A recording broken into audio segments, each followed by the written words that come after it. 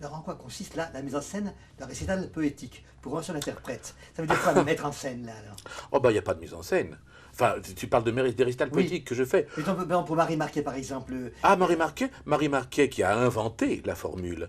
Euh, alors, si on parle de Marie Marquet qui a inventé la formule, c'était d'avoir, parce qu'en plus elle lisait beaucoup, elle en a fait tellement de récitals, elle en faisait 20 par saison. Bon, donc elle avait sa petite table, ses papiers sur lesquels elle avait écrit. J'en ai d'ailleurs de son écriture, il y avait trois lignes par feuille, parce que comme elle voyait pas, elle écrivait gros comme ça, c'était insensé. Elle avait ses papiers, et puis il y a des choses qu'elle disait assise, et puis il y a des choses qu'elle se levait pour dire, puis elle se rasseyait. Puis c'est tout, c'était avec une lumière, avec un plein feu. Tu sais, c'est pas qu'on n'aurait pas su faire autrement si on nous l'avait demandé, mais on se compliquait pas la vie. Les gens venaient, en l'occurrence, pour écouter des textes. Pour voir la dame qui les disait, et ben on voyait la dame qui les disait, elle avait suffisamment de moyens et de talent pour faire écouter les textes. On se demandait pas si ça aurait été bien tout d'un coup, quelqu'un dans un projecteur, et puis qu'ici, et puis que là, et si on avait mis un élément de décor. Tout ça a été beaucoup plus simple, beaucoup plus sain, je dirais.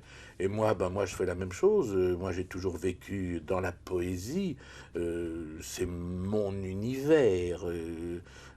C'est mon travail, c'est mon échange avec les autres, c'est ma façon de penser, de croire. Bon, je l'ai mieux comprise, mieux connue, j'étais très jeune encore, quand j'ai assisté pour la première fois justement au récital après la guerre, quand elle a pu enfin retravailler, tous les récitals poétiques de Marie Marquet à la salle Chopin-Pleyel. Bon, j'ai assisté avec des amis de cours, ma chère Henriette, on y était là tout le temps.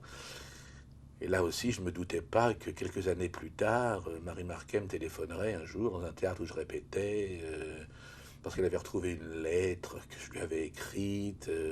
Est-ce que tu es bien le cocher qui répète en ce moment des merveilles, mais qui m'a écrit il y a quelques années une lettre dont j'ai cru que ça avait été envoyé par un marchand de lacets? Enfin, elle avait des façons à elle de s'exprimer. Bon, je lui dis oui, oui, c'est bien le même. Bon, allez, tu viens me voir, on se quitte plus, je t'adopte, etc. Et c'est vrai qu'elle a commencé à perdre à ce moment-là, avec Tiso qui était là, qui faisait partie de ça, une partie de ma vie insensée. Ma mère devenait folle. Et Des tu coups de disais, fou. c'est ta deuxième mère, ta mère Ah, ma seconde spirituelle. mère. Hier, j'ai une grande photo d'elle sublime où c'est ce qu'elle a marqué parmi toutes les photos qu'elle m'a dédicacées, ou les photos de son malheureux fils, superbe fils, qu'elle dédicaçait en son nom pour moi, ton fils, ton frère dans le ciel, etc. Bon. Et on a vécu des années absolument incroyables. Et les récitals poétiques, à ce moment-là, on y assistait chez elle. On emmenait souper quelque part, être assez insomniaque. Donc c'est une femme qui se levait vers 2 heures l'après-midi. Euh, on emmenait souper très tard dans des restaurants où je raconte pas ce qui s'y passait. Bon, enfin, c'était toujours tonitruant avec elle. Et puis on la ramenait chez elle vers 2 heures, 3 heures du matin. Puis là, elle dit bon, vous installez, je me déshabille, je reviens. Elle se mettait dans son lit, elle arrangeait ses oreillers et elle commençait un récital qui allait jusqu'à 5-6 heures du matin. Certains d'entre nous étaient un petit peu comme ça. Il y avait le père de Tiso un jour qui avait suivi, le malheureux Félix. Et elle, au milieu d'un grand restant, elle disait tu dors? Alors, non, non, Manouche, non. Et elle continuait la vitre de Rostand ou Cerveau de Bergerac. C'est comme si tu m'avais demandé quelle était la mise en scène. Oui. Tu vois, elle était dans son lit comme sur le plateau, et elle était à Chopin-Pleyel, comme si elle avait eu des oreillers dans le dos, elle nous disait des textes. Bon. Et elle n'avait pas du tout d'argent vers la fin de sa vie, tout ça a été très difficile pour elle. Elle ne se voyait jamais, bien sûr. Bon. Mais dès qu'elle avait un peu d'argent, elle le claquait en allant acheter des choses chez Hermès, tout ça. Enfin, il faudrait en parler pendant. Il faudrait lui consacrer des émissions pendant des heures et des heures. Personnage monumental, qu'à le dire, de tout point de vue. Et un jour, toujours les mêmes circuits, comme ça. Les revanches heureuses, si j'ose dire, ou les aboutissements lumineux, comme dit l'éternel Brasillac.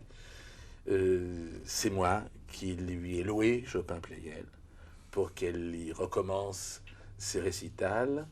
Et dans le premier récital, elle a tenu naturellement que j'y participe. J'ai dit un ou deux textes, et Henri Tizot aussi. Et de là m'est venue après l'idée que j'aimerais Tes propres récitals. bien faire la même chose, oui. Voilà. Il n'y avait eu après elle qu'un garçon que j'aimais beaucoup, qui s'appelait Jean-Marc Tenberg. Malheureusement, je le dis, comme je l'ai toujours dit, aussi bien de son vivant, je trouve que ce qu'il faisait dans ses récitals était très mauvais. Et il fallait pas avoir vu Marie Marquet, en tout cas, avant. Il a fait des disques qui me confirment dans ce que je pensais. Mais enfin, c'était un homme remarquable et un très bon comédien, car ça n'a rien à voir.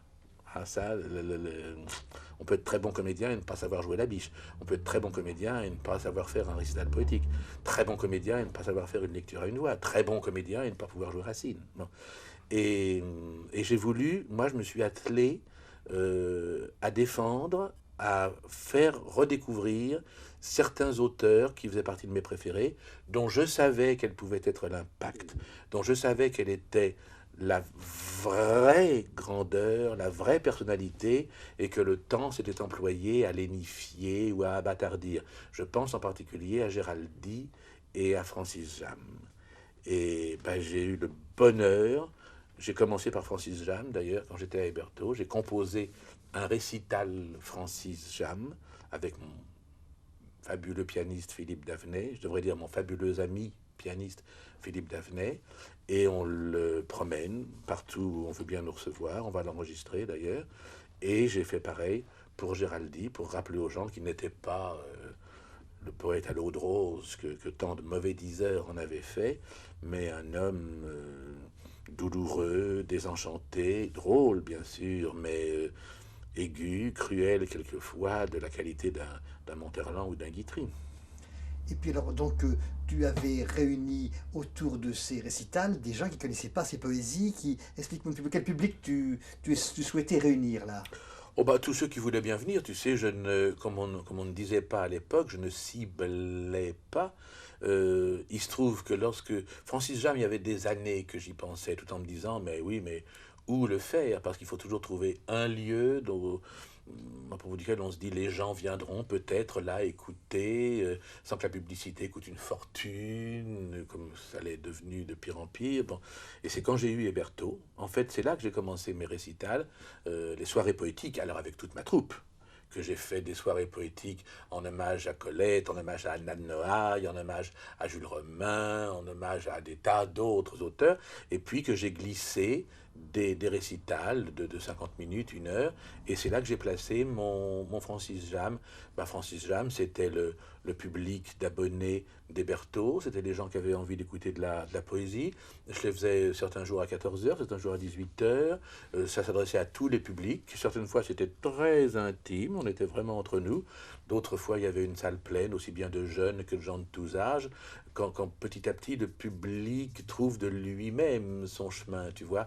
Un jour, il y a eu une chose, mais tellement émouvante. Quand je faisais le récital Francis Jam, je suis donc sur scène, accoudé au piano, comme un chanteur qui ferait un récital de lead. Et puis, bon, ça dure 1 heure, voilà, devant des gens recueillis. Et je demande dans ces cas-là qu'on ne commence que lorsque tout le monde est là, pour ne plus avoir à faire entrer personne une fois que j'ai commencé, parce que c'est un peu perturbant. Et un jour, j'en étais à peu près aux 3 quarts du récital Francis Jam.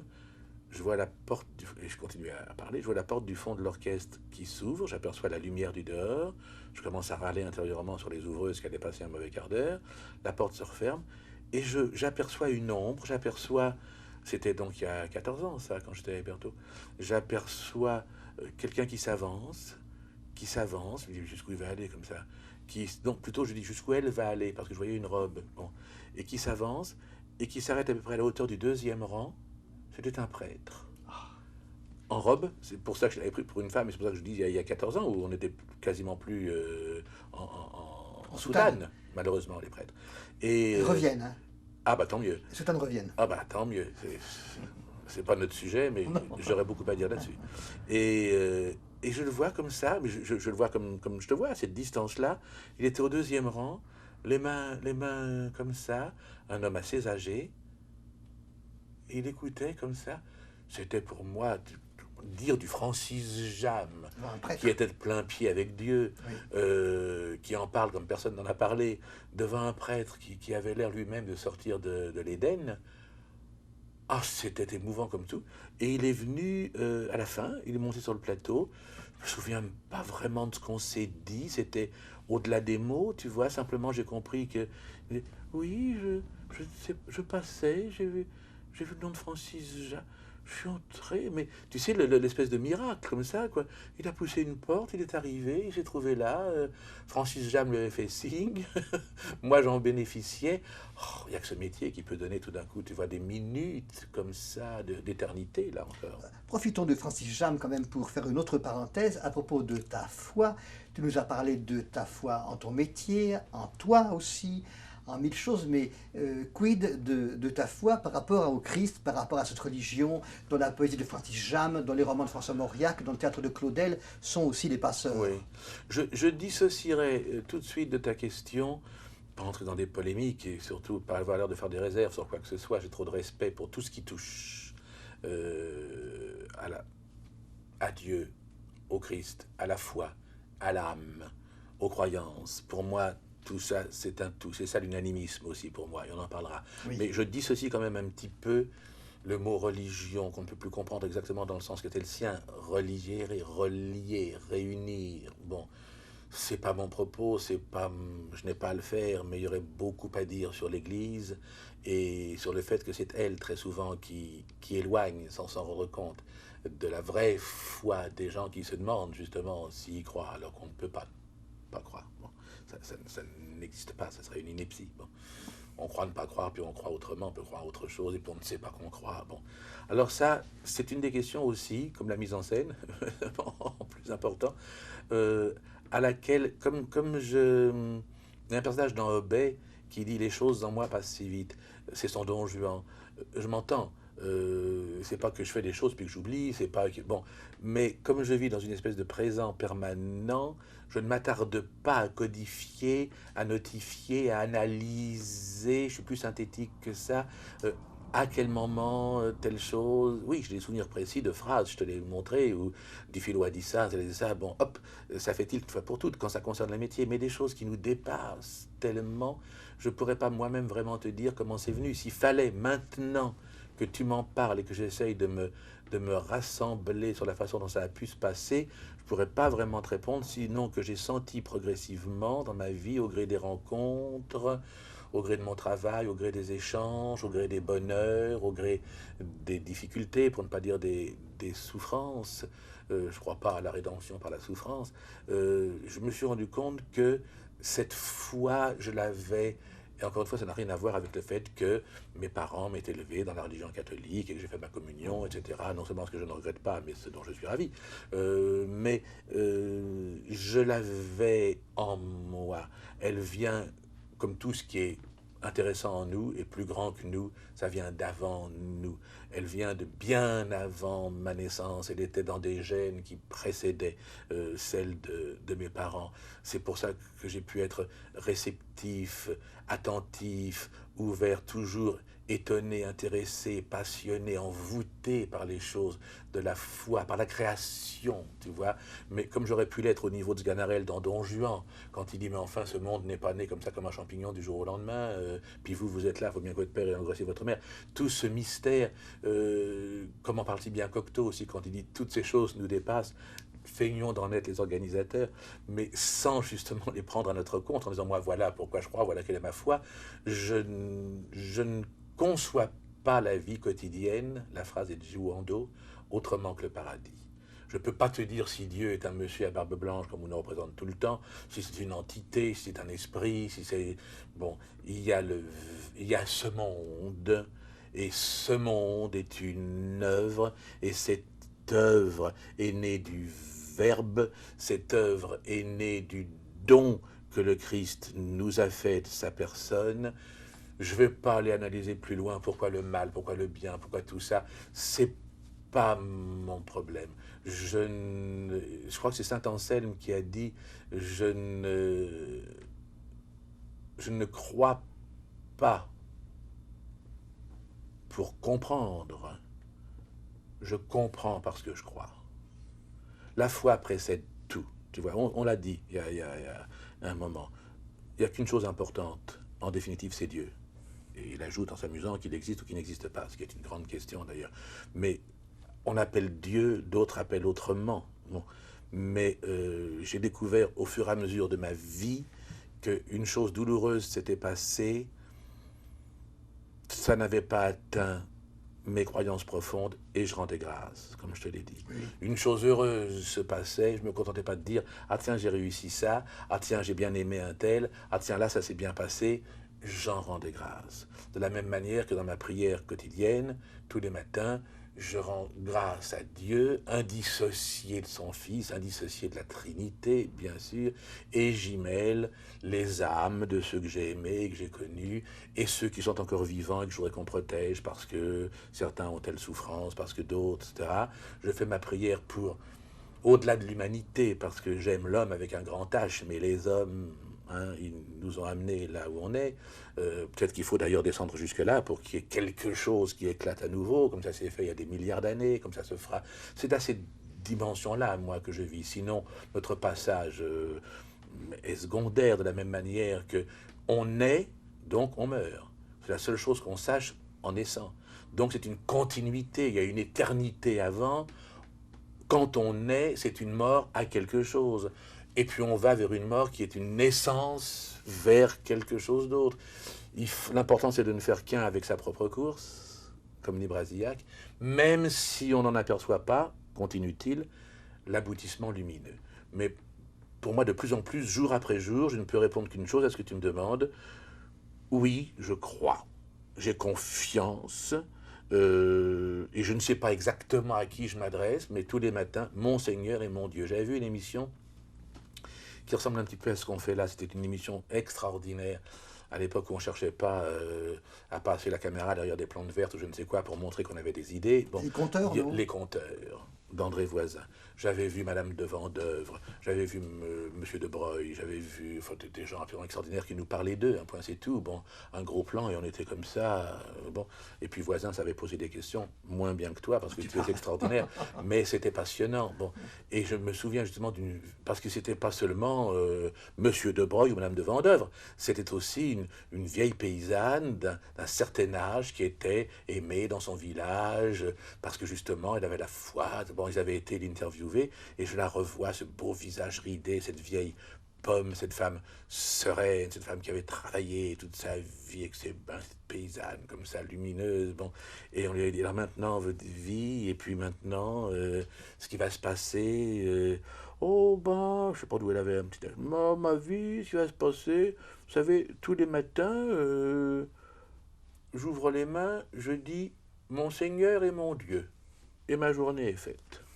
Ben, c'est tout. Mon Seigneur et mon Dieu. Et je crois que c'est comme ça. Et c'est comme ça que tous les jours, quand j'ai à jouer quelque chose avant d'entrer en scène, c'est ça que je me dis en pensant à ceux qui nous protègent. Bon, puis moi j'ai eu cette chance bénie, ce destin que justement on ait mis sur ma route un être de lumière. J'en ai connu beaucoup, de tous âges, dans ma vie professionnelle, dans ma vie sentimentale. J'ai été mais tellement gâté, tellement heureux dans mes déboires comme dans mes exaltations. Et puis, je crois que c'est Voltaire qui dit ça, c'est curieux, à propos de Mme du Châtelet, peut-être. Pas un grand croyant. Hein. Non, mais il a dit un jour, et l'amour arriva qu'on ne l'attendait plus. Et il est arrivé dans ma vie, un peu comme Radiguet dans la vie de Cocteau. J'ai gardé l'ange un peu 6 ans dans ma maison. Est arrivé Laurent. Et je crois que ça a été ça le détonateur, le catalyseur, étant donné, il est devenu mon maître. Il est mort à 25 ans. Donc quand je l'ai connu, il en avait 19. J'avais donc beaucoup plus. Mais tout de suite, il a été le guide. La volonté était de son côté. C'est lui, même sans savoir lui exactement quelles étaient ses options sur la foi, etc., elles se sont révélées petit à petit, surtout qu'on a vécu ensemble les 3 ans où il se savait condamné, mais bien avant même, parce que ça pourrait être à ce moment-là un petit peu sentimental, entre guillemets, bien avant qu'il témoigne de cette dignité, de ce courage, de cette hauteur, de cette grandeur de pensée, de don de soi, de résignation active. Bon, ce sont des êtres qui nous sont prêtés, tu vois, comme disait Cocteau aussi, je crois. Ce sont des espèces d'anges qui vous font tomber au ciel, comme dit toujours Cocteau. Tomber au ciel empoigne le cœur. Et tout d'un coup, je me suis trouvé en face d'un maître à comprendre, d'un maître à penser, d'un guide. C'était pas formulé. C'était moi qui continuais à être le professeur, c'était moi qui continuais à être celui qui avait connu, c'était moi qui continuais à avoir les expériences. Mais à travers lui, je me suis complètement découvert en l'épanouissant. euh, il me révélait à moi-même, dans les toutes petites choses, comme ce bienfait de ne plus lire la presse, bon, comme dans les plus hautes, quand il me disait, souriant, épanoui, peu de temps avant de disparaître. En tout cas, ce qui m'intéresse, c'est que je saurai enfin, là-haut, dans la maison du Père, comment ça se passe. Ça a été fantastique. Il était quelqu'un de fantastique, tout en étant apparemment très simple, très pur, très authentique, exigeant, d'une rigueur, d'une pureté, d'une simplicité, d'une décence extraordinaire, mais il m'a tout appris. Il m'a réappris l'amour, il m'a réappris la patience, il m'a permis de réenvisager le métier, qu'on fasse des choses ou qu'on n'en fasse pas, les relations humaines, que ça se passe comme on le désirait ou qu'on te trahisse, etc. Tout ça n'a pas d'importance. Il y a quelque chose au-dessus qui peut réunir deux êtres ou réunir un groupe d'êtres et qui nous rattache à Dieu. Alors tu parles de Laurent, dont on reparlera, on va en reparler de Laurent et de cet immense amour qui vous a unis, mais tu dis qu'il est devenu ton mentor, ton maître, ton Cicérone même, mais tu es l'homme qui t'adresse constamment justement à la jeunesse, à des nouvelles générations. Est-ce que dans cette jeunesse que tu retrouves quotidiennement, tu vois naître justement des gens qui à leur tour, sans comparer en son instant le rôle qu'ils pourraient tenir à ce qu'a tu Laurent, est-ce que tu vas voir justement tes futurs guides dans ceux que tu es en train de guider? Les futurs guides de ce que pourra redevenir le théâtre, éventuellement. Parce que toi, tu es professeur, donc et tes cours te permettent de transmettre et aussi de recevoir. Bien sûr. Oh bah, ça, comment alors je reçois certainement beaucoup plus que quelquefois ils ne reçoivent. C'est fatal. Quel privilège, cette jeunesse, chaque jour. Ah oui, mais ça, c'est toute ma vie maintenant, tu vois, avec l'amour de la nature que je ne peux pas satisfaire tous les jours puisque mon métier m'attache à Paris, même si Paris n'est plus ce qu'il a été, avec ça, avec la poésie, avec la musique, avec l'amitié, et le métier quand je peux encore l'exercer, c'est naturellement ce qui fait toute ma vie, pour la bonne raison qu'en plus ce cours est, comme on a bien voulu me le dire très souvent, en me disant tu es un jardinier d'âme, en reprenant le terme de je ne sais plus qui d'ailleurs, comme l'avait dit le prince de Ligne, en parlant de ce genre de travail, c'est une école de la vie. Parce qu'avant même de savoir s'ils seront comédiens, s'ils deviendront comédiens, etc., surtout maintenant où il m'arrive, avec, on en a parlé, je crois, le laxisme parental et des maîtres, ça, on s'emploie à les niveler, ils arrivent, enfin c'est épouvantable, on a tout à leur apprendre, donc il faut leur apprendre non seulement des choses qu'il faut savoir, comme l'histoire, la lecture. La plupart d'entre eux n'ont pas la télévision, ce qui est une bonne chose, ça leur laisse le temps pour lire. Ils lisent pas encore assez. D'ailleurs, un homme qui ne lit pas, hein, on se demande de quoi il se nourrit. Mais il faut leur apprendre tout ça. Et puis il faut leur apprendre ce qu'est le métier pour qu'ils le redeviennent, parce qu'ils sont nés dans un monde où ils peuvent prendre pour argent comptant ce qu'on leur présente. À ne pas confondre aussi la tradition et les traditions. traditions. Justement, ils n'ont plus vraiment de référence, ils n'ont plus vraiment d'exemple, donc il faut que je leur raconte tout ce que je suis en train de dire là, tout ce dont on bavarde ensemble, ça fait autant partie de mon travail que de leur dire articule, fais telle chose, ton personnage est ceci et cela. C'est un tout. Ils ne peuvent pas donner vie, ni par la pensée, ni par le corps, à un personnage, s'ils ne sont pas leur premier personnage.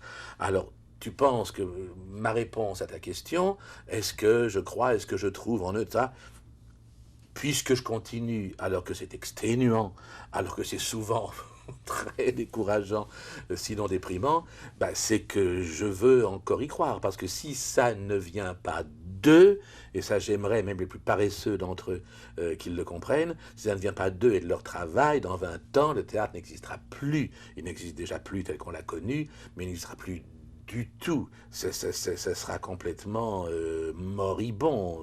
Bon. Donc tu penses, si c'est d'eux que j'attends, comme je l'ai obtenu d'autres, les Depardieu et tout ça, des gens qui sont arrivés ou trop cultivés, un peu pédants, ou complètement incultes, comme lui, par exemple, bon, avec leur personnalité, en conservant leur personnalité, en améliorant ce qui est à améliorer, en corrigeant ce qui est à corriger, mais une ligne de conduite, une manière de penser, d'aimer, de concevoir les œuvres, une notion de sympathie. Parce que maintenant, on dit, hey, sympathique cette table. Enfin, on dit n'importe quoi maintenant. Bon. Mais cette sympathie, c'est au sens grec, naturellement, cette notion de prendre la place de l'autre sans cesser d'être à la sienne. C'est ce que le comédien fait avec son personnage, c'est ce qu'il fait avec le public, c'est ce que le public fait lui aussi avec l'acteur. Leur apprendre à vivre, leur apprendre à ne pas, maintenant qu'on ne voit que des horreurs dans la rue, des femmes à cheveux rouges et des hommes déguisés, à ne pas faire comme un personnage de François Coppée qui disait « Qui pourrais-je imiter pour être original ?» Bon. Tu les invites à maintenir et à se tenir. On ne peut pas mieux dire. Se tenir, ce qui nous ramène à la grande, immense, glorieuse, fabuleuse Arletty. Lorsque je l'avais invitée, elle avait souhaité connaître mon cours, les élèves. Elle était venue passer 3 heures de cours, une fois. Bah, tu connais l'anecdote, on l'a beaucoup répété depuis, même des gens l'ont pris à leur compte. Et au moment de partir du cours, grande silhouette blanche, comme ça, aveugle déjà, qu'elle était, elle nous avait parlé pendant 3 heures, on lui avait passé des scènes de choses qu'elle avait jouées, etc. Bon, c'était une femme sublime. Et un élève l'a retenue en lui disant « Oh madame, juste avant de partir, si vous aviez un mot à nous dire, une chose, une leçon de conduite, justement, une chose pour le métier, pour la vie. » On avait fait de la tenue. Naturellement, vous voulez dire aussi bien, n'ayez pas une chemise qui dépasse de votre truc, soyez pas désinvolte, soyez pas futile, soyez pas négligent, bon, et en même temps de la tenue. Sachez vous tenir, et dans toutes les circonstances de la vie. Si on se tient comme ça, bon, on vit mal. Si on s'habille comme un con, je vois pas pourquoi il y a des circonstances où tout d'un coup, on se tiendrait mieux. Bon, faut être en état permanent de surveillance heureuse de ce qui est le mieux pour soi, le mieux pour l'autre, pour ne pas heurter sa liberté, parce que se présenter comme des tarés, c'est heurter mon regard, c'est heurter tout ça. Bon, donc tu as raison, de la tenue, donc le maintien, tenir, le maintien, et maintenir dans le sens... Vous l'avez dit un jour à une émission de la charmante, oui, charmante et passotte, Daniel Gilbert, où j'allais souvent en tant qu'invité, et j'allais lire des poèmes, j'allais les chanter, accompagné par Lily Laskin, bon. Et un jour, il y avait elle avait dégoté dans un village un vieux bonhomme qui racontait des histoires de sa région, des contes, bon, un type tout simple, fruste, un peu comme ça, mais généreux, un beau visage rond comme ça, bon. Et elle lui avait dit, alors comment on va vous présenter monsieur? Oh, je crois qu'il avait un nom d'ailleurs étonnant, Monsieur Boncoeur, une chose comme ça, enfin, bon, vraiment, ça paraissait fait pour lui.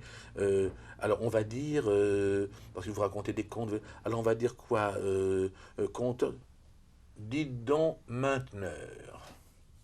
Oh, j'ai trouvé ça admirable.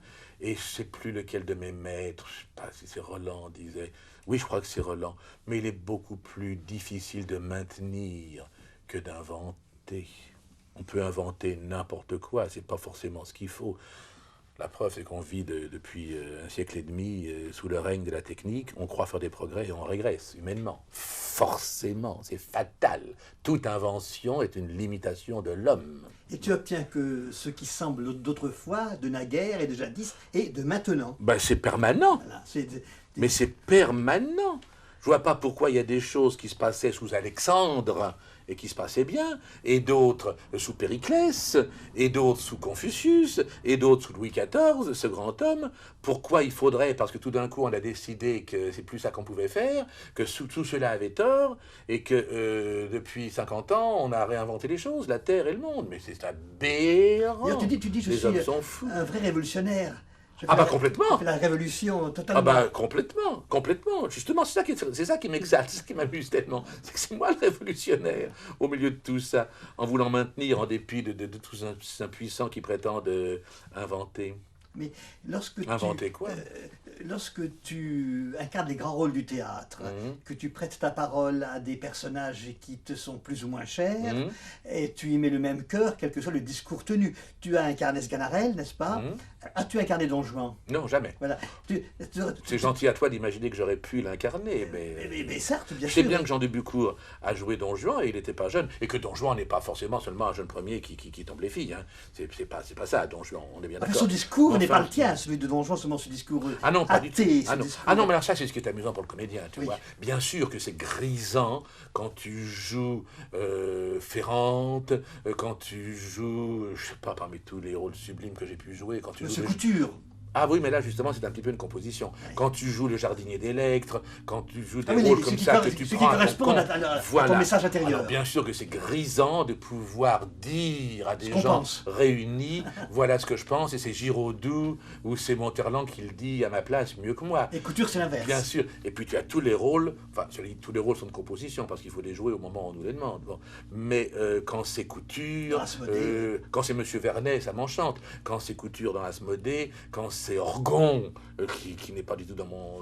C'est ça qui est amusant, justement, c'est de prendre à son compte, c'est de se dire, c'est la seule phrase que je retienne de tout Stanislavski, qui est tellement ennuyeux, faire comme si c'était vrai. Donc je me dis, si c'était vrai, et que je sois telle personne, que j'ai ce tempérament, que j'ai ce caractère, comment est-ce que je dirais ça? Comment est-ce que je vivrais ça? Comment est-ce que je prendrais ça à mon compte, encore une fois, tu vois? Pour ne pas avoir l'air de dire, c'est pas moi, je fais l'effort, mais bah si, ça peut être moi. Ça peut être une de mes visions, une de mes apparences. Et c'est ça qui est amusant, c'est de jouer la comédie, justement.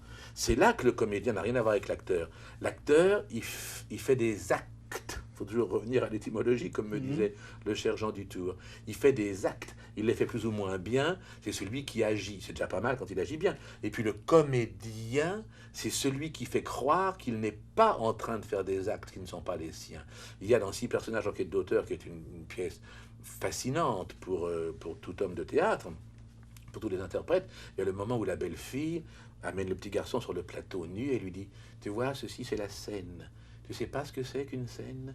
Eh bien la scène, c'est un endroit où on joue à jouer pour de vrai. » Il n'y a pas une plus grande définition du théâtre. C'est un jeu, oui. On joue à jouer, car tout est paradoxal, car tout est faux, mais à jouer pour de vrai. Et il y a une vérité du mensonge théâtral qui est bien plus importante que ce qu'on croit la réalité quotidienne. D'ailleurs, tu dis cette belle formule, jouer c'est mon travail c'est ma vie, je joue ma vie. Oui. On ne saurait mieux dire. Mais quelle mémoire! Tu es ma mémoire! C'est vrai. Ça m'a donné envie de lire le premier livre à ceux qui ne l'ont pas lu, et ça va peut-être me donner envie d'en faire un second en partant donc, de Morel avait J'espère raison. que mon éditeur nous C'est entend. Pygmalion ou Attelé. Hein, Oui. Il bien faut rappeler, c'est un bon éditeur avec un Et tu sais ce qui est là aussi, l'amitié, c'est toujours l'amitié. Ce livre, on m'avait souvent demandé de faire un livre, mais alors, naturellement, ah, vous ne voudriez pas faire un livre où vous dénonceriez pourquoi vous êtes mal entendu avec un tel, faire un livre où vous diriez voilà ce que c'est que les coulisses de la comédie française, faire un livre pour sur les pièges et les poisons. Pour cracher dans la soupe, quoi, tu vois, oui, c'est ça. Alors je dis non, ça ne m'intéresse pas, je règle mes comptes moi-même et je ne parle que des choses que j'aime. Mais ça n'intéresse pas trop les gens, c'est comme un journaliste qui dirait hier on a sauvé un chien dans la Seine, ça n'intéresse personne, mais qu'un platane en ait tué 25, ah, il y a un responsable, bon, c'est comme ça. Et j'avais refusé de faire le livre. Et puis j'ai rencontré un homme merveilleux qui s'appelle Patrick Vachman, qui travaillait à l'époque, je ne sais même plus chez qui Grasset, je crois, ou Fasquelle, je ne sais pas, bon, et qui m'a dit, faites un livre et faites ce que vous voulez. Bon. Et j'avais écrit. Et puis quand on a fait lire ce livre par les lecteurs de la maison en question, pour des tas de raisons sur lesquelles je ne reviendrai pas, d'abord j'écrivais mieux que les comédiens d'habitude. Bon, ah bon, c'est lui qui l'a écrit, c'est un peu ennuyeux, bon, enfin bon, je te passe tout ça. Et je l'avais mis un petit peu de côté. Et un jour, j'en parle à Gérard Vatelet, de chez Pygmalion. Et si je lui en parle, c'est pas du tout parce qu'il était éditeur, c'est parce qu'il était avec moi au cours Simon et au conservatoire. Car Gérard était un comédien qui, à cette époque-là, se faisait appeler Gérard Villers, grand, beau garçon, il avait un emploi extraordinaire, qui un jour s'est dit « Oui, mais j'ai pas assez de talent pour être le premier, alors je vais faire autre chose. » Il est devenu éditeur, il m'a dit « Ah bon, t'as écrit, ça m'intéresse de le lire. » Et puis il me téléphone, il me dit « Écoute, je n'en ai lu que 10 pages, il y aura sûrement par la suite des choses pour lesquelles je te proposerai des corrections, je ne sais pas, mais en 10 pages, j'ai compris que c'était un livre d'amour. Alors je l'édite. » Tu vois, c'est toujours l'amour qui intervient, c'est toujours l'amitié qui intervient, c'est toujours eux qui sont vainqueurs. Parle-nous de tes amis alors, un peu de tes... Ah, Alors, mes amis, d'abord, c'est tous les animaux de la Terre. Et puis... Du monde. Du monde, Sans oui. exception, tous les animaux. Ah, tous les animaux de la création. Scorpions inclus, Oh, migales, de tout, chacals. d'imaginer qu'il a eu l'idée des serpents, ça me fascine. Ça me fascine. Je ne vivrai pas avec, comme certains de mes amis ont vécu avec. Le fils de Giraudoux avait un boa autour de sa lunette de toilette. Tu vois, Jean-Pierre Giraudoux? Oui, Ah c'était bon, agréable. c'est Oui, oui. agréable. Ce que j'aurais bien aimé avoir, mais il paraît qu'il mange les livres, c'est des singes. J'ai une passion pour les singes, mais il paraît qu'il dévore les bibliothèques. Alors ici... il les dévore, mais en les... Réellement. Bon, Pas seulement en les lisant. ils aiment- Il les lise d'abord et puis il les dévore. Non, puis naturellement, Non, mais- j'aime tous les gens que j'ai pu approcher, avec qui j'ai pu avoir un échange. Et puis, alors, ce qui est extraordinaire, c'est au gré du temps, les tout premiers amis que tu conserves. Il y en a peu. Parce que tu te fais des amis quand tu as 18 ans pour des raisons qui ne sont pas forcément celles qui te lient vraiment à eux. Et puis à ceux qui résistent. Je pense naturellement à cette Henriette délicieuse dont je t'ai parlé tout à l'heure. Je pense à Noël Musard, c'est cette fantastique comédienne qui a eu un parcours, une vie étonnante. On ne s'est jamais quitté. Henri Tizot, que j'ai connu un petit peu après. Henri Tizot, et puis des gens que j'avais connus au Français, que j'ai retrouvés après, parmi mes amis comédiens, Liliane Sorval, Denis Pezzani, ma chère Griffoni, et puis enfin, il y en a énormément. Et puis, ce qui est étonnant, c'est de découvrir, là aussi, c'était fatal, que ça devait se faire, qu'il fallait se rejoindre, se réunir. C'était prévu. Bon, des gens dont maintenant je me dis, depuis le temps qu'on se connaît, comme si on se connaissait depuis 40 ans. Puis en fait, je me dis, non, il y a 4 ans qu'on s'est retrouvés. Mais ça fait quand même 40 ans qu'on se portait en soi. Je pense à des gens que j'avais jamais vus avant, que ce soit M. Kolayakovo, que ce soit des tas de personnalités qui sont venues à moi, ou que ce soit Pierre Trabeau, le merveilleux Pierre Trabeau, que je connaissais bien sûr, puisqu'on faisait le même métier et puis qu'on s'était entreaperçus. Mais on ne savait pas, avant, il y a 4 ans, qu'on était frères.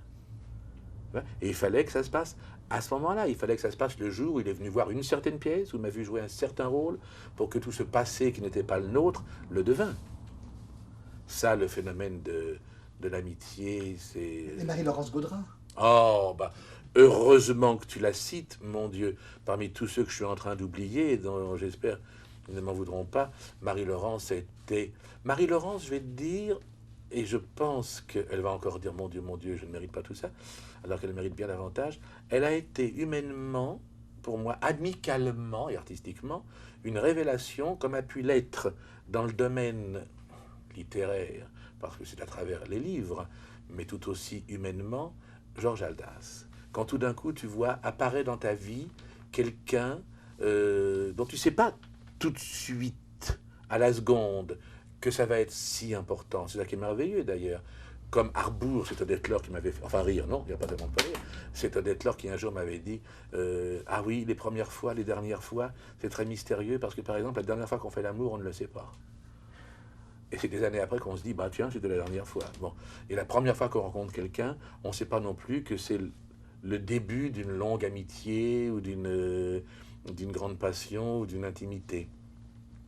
Et Marie-Laurence représente, de par son talent et de par sa foi, elle, justement, qui est profonde, représente ça comme mon merveilleux Pierre Chaillet, puisque c'est par lui que j'ai connu Haldas. Bon, je ne veux pas dire qu'il est venu sur ma route pour me faire connaître Haldas, mais il y a un petit peu de ça chez tous les êtres, même les êtres qu'on n'a pas aimés ou qui étaient des êtres pas intéressants.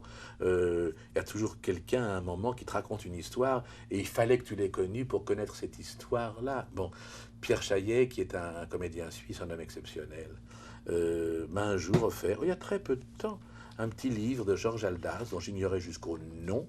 Oh, je pense que Jean d'Ormesson doit savoir, lui, qui il est. Et qui est un monsieur de 83 ans, maintenant, qui est suisse-grec. C'est assez rare. Haldas, déjà, la sonorité... H-A-L-D-A-S, oui, la sonorité grecque. Il parle beaucoup de la Grèce. Beaucoup, bien sûr, parce qu'il est grec par son père, suisse par sa mère. Et il m'a offert un petit livre qui s'appelle le livre des 3 déserts, qui était une révélation. Je me suis dit, mais qui est cet homme qui écrit comme ça, qui parle de tout ça, qui est tellement intelligent, tellement profond, tellement sensible, tellement simple. Puis après, il m'a donc fait lire Marie de Magdala. J'ai découvert que cet homme avait une manière à lui de faire une lecture, comme il le dit, vivante des évangiles, un peu comme moi je demande aux élèves de faire une lecture vivante de Musset ou de Marivaux, bon, de les sortir de la brochure, de leur caractère d'imprimerie. Cet homme est un des plus grands écrivains, des plus grands philosophes, alors là, l'unanimisme, un des plus grands penseurs. Il y a des CD de lui aussi qu'on m'a offert où il parle de tout ça, de Jésus, de sa foi, comme il parle d'un verre de vin rouge au café du coin. Tout ça est une même chose. Bon, et il trouve Dieu dans son verre de vin rouge et il revient au verre de vin rouge après nous avoir raconté Marie de Magdala le jour de la résurrection. Marie de Magdala et puis les Trois déserts sont publiés par l'Arche d'Homme, n'est-ce pas? C'est l'Âge d'Homme qui Et publie le à peu même près. éditeur suisse, excellent d'ailleurs, a réuni ses chroniques du journal Choisir. Alors voilà, ça c'est 20 ans de chronique. la dernière chose qui est parue, parce qu'il y a tous les... Il a fait une 80 œuvre 2000. considérable. Il y a tout ce qui s'appelle État, au pluriel, État de poésie. C'est un titre global qu'il a donné à presque toute son œuvre. Et puis il y a, comme tu disais, des œuvres sur la Grèce, Ulysse. Il y a Mémoire et Résurrection, qui est un livre fantastique. Il nous met vraiment... Moi, je me suis dit, mais cet homme-là, je l'attendais. Il fallait qu'il soit là. Il nous met Jésus à portée de la main. Il nous fait comprendre que tout ça est une chose vivante. Il est comme toi, il aime le Christ, mais il n'est pas fou de l'Église. Hein. Exactement. Ah bah, il a un mot d'ailleurs, mais que j'ai oublié pour ça. Il aime l'aspiration, non, je vais le trahir, quoi, mais pas l'application. Je crois que c'est ça qu'il dit. Enfin, il est étonnant parce qu'il a des formules fracassantes qui, en fait, sont utilisées avec des mots simples. Bon. Et puis alors, on vient de publier un livre qui s'appelle Murmure de la source, parce qu'il dit jamais Dieu ni le Père, lui, il dit la source. Murmure de la source, qui est le recueil des chroniques qu'il a écrites pendant 20 ans, effectivement, une fois par mois, dans le journal Choisir. C'est un régal, c'est une Bible. Alors tout ça, je les considère aussi, tu vois, comme des amis, les amis inconnus, puisque je ne les ai pas approchés, comme disait Supervielle.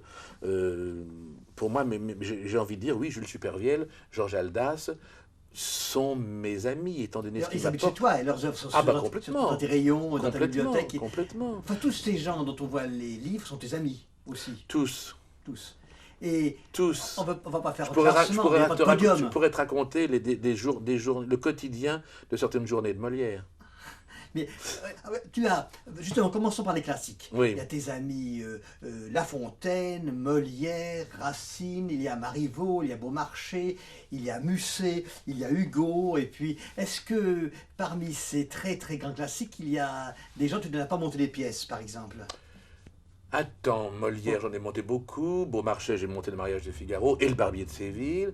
Marivaux, j'en ai monté beaucoup. Musset, beaucoup. J'ai monté du Racine, comme j'aime bien qu'il soit monté. Je n'ai pas monté de Corneille. J'ai pas monté de Corneille. Après avoir lu le Corneille de Brasillac, je me suis dit, tiens, maintenant que je l'ai lu, ça m'aurait amusé de monter le Cid. Mais pour ça, on n'a plus les acteurs. Enfin, les vrais. Il y a des gens qui jouent les pièces, mais ils font semblant. Et puis, j'ai pas... Alors, je les indique à mes élèves, bien sûr. Mais j'ai pas mis en scène non plus Hugo. Et j'ai fait, dans mes lectures à une voix, j'ai fait Ruy Blas, mais j'ai pas monté la pièce. Non, ni Hugo, ni Corneille. Parmi ceux que tu as cités, j'ai monté Regnard, j'ai monté Dancourt, j'ai monté presque tous les classiques, mais pas Corneille ni Hugo, non. Au 19e, donc tu as monté aussi Beck, tu as monté... Oui, oh là là, Beck, la Parisienne, chef-d'œuvre des chefs-d'œuvre, grand chef-d'œuvre. Jules Renard. Oui. Jules Renard. Et La Biche. La Biche, bien sûr, La Biche, Feydeau. Et puis, puis après, alors il y a eu Rostand. Guitry, bien sûr, Guitry. Je parle des auteurs de théâtre, qui ont peut-être écrit d'autres choses, mais je parle surtout au théâtre, ceux que j'ai montés, Mauriac, Bourdet. Et puis Jules Romain. Jules Romain, naturellement. Et puis un homme à qui je tiens tout particulièrement, là aussi je sens des filiation, des racines extraordinaires, un homme qu'on a presque oublié, un homme, faut bien l'avouer, malheureusement, quasiment méconnu, en tout cas mal connu, qui est un très grand auteur, varié, c'est André Aubet. Alors André Aubet, c'est une grande histoire d'amour. Il avait été il avait fait beaucoup de choses. Il a quasiment inventé la radio avec Georges Delamarre et tous ces gens-là. Il a été romancier. Il avait été édité par Madame Colette. Il adorait la musique. Il a écrit un livre qui s'appelle Le joueur de triangle, qui est une chose remarquable. Et puis, il était grand ami de Copeau. Et c'est Copeau, un jour, qui lui a dit, vous devriez écrire pour moi, vous devriez écrire pour le théâtre. Je résume, hein, bien sûr. Oui. Et il a fait sa première pièce, ce chef-d'œuvre parmi tout ce qu'il a écrit, qui s'appelle Noé, qu'avait repris Pierre Freinet après, que moi j'ai eu l'occasion de jouer et de monter. Enfin, on n'en est pas là. Il avait été administrateur de la Comédie Française. En quelle année à peu près? Écoute, je crois que c'était dans des années curieuses, juste avant la fin de la guerre, ou tout de suite après. Il y restait très peu d'ailleurs, très très peu, parce que justement c'était pendant une période trouble. Mais il y restait très peu, je crois qu'il est resté 2 ans ou 3 ans administrateur. Euh, c'est un homme, dans tout ce qu'il a écrit, même dans des choses qui n'ont pas été publiées, que sa femme m'a donné, c'est un homme d'une profondeur, d'une abondance, c'est un grand tragique populaire. Il a inventé un rythme, il a inventé une cadence. C'est très difficile de le lire parce qu'on peut ne pas percevoir son lyrisme fantastique et qui est tellement familier, tellement quotidien. Et je connaissais donc certaines de ses pièces.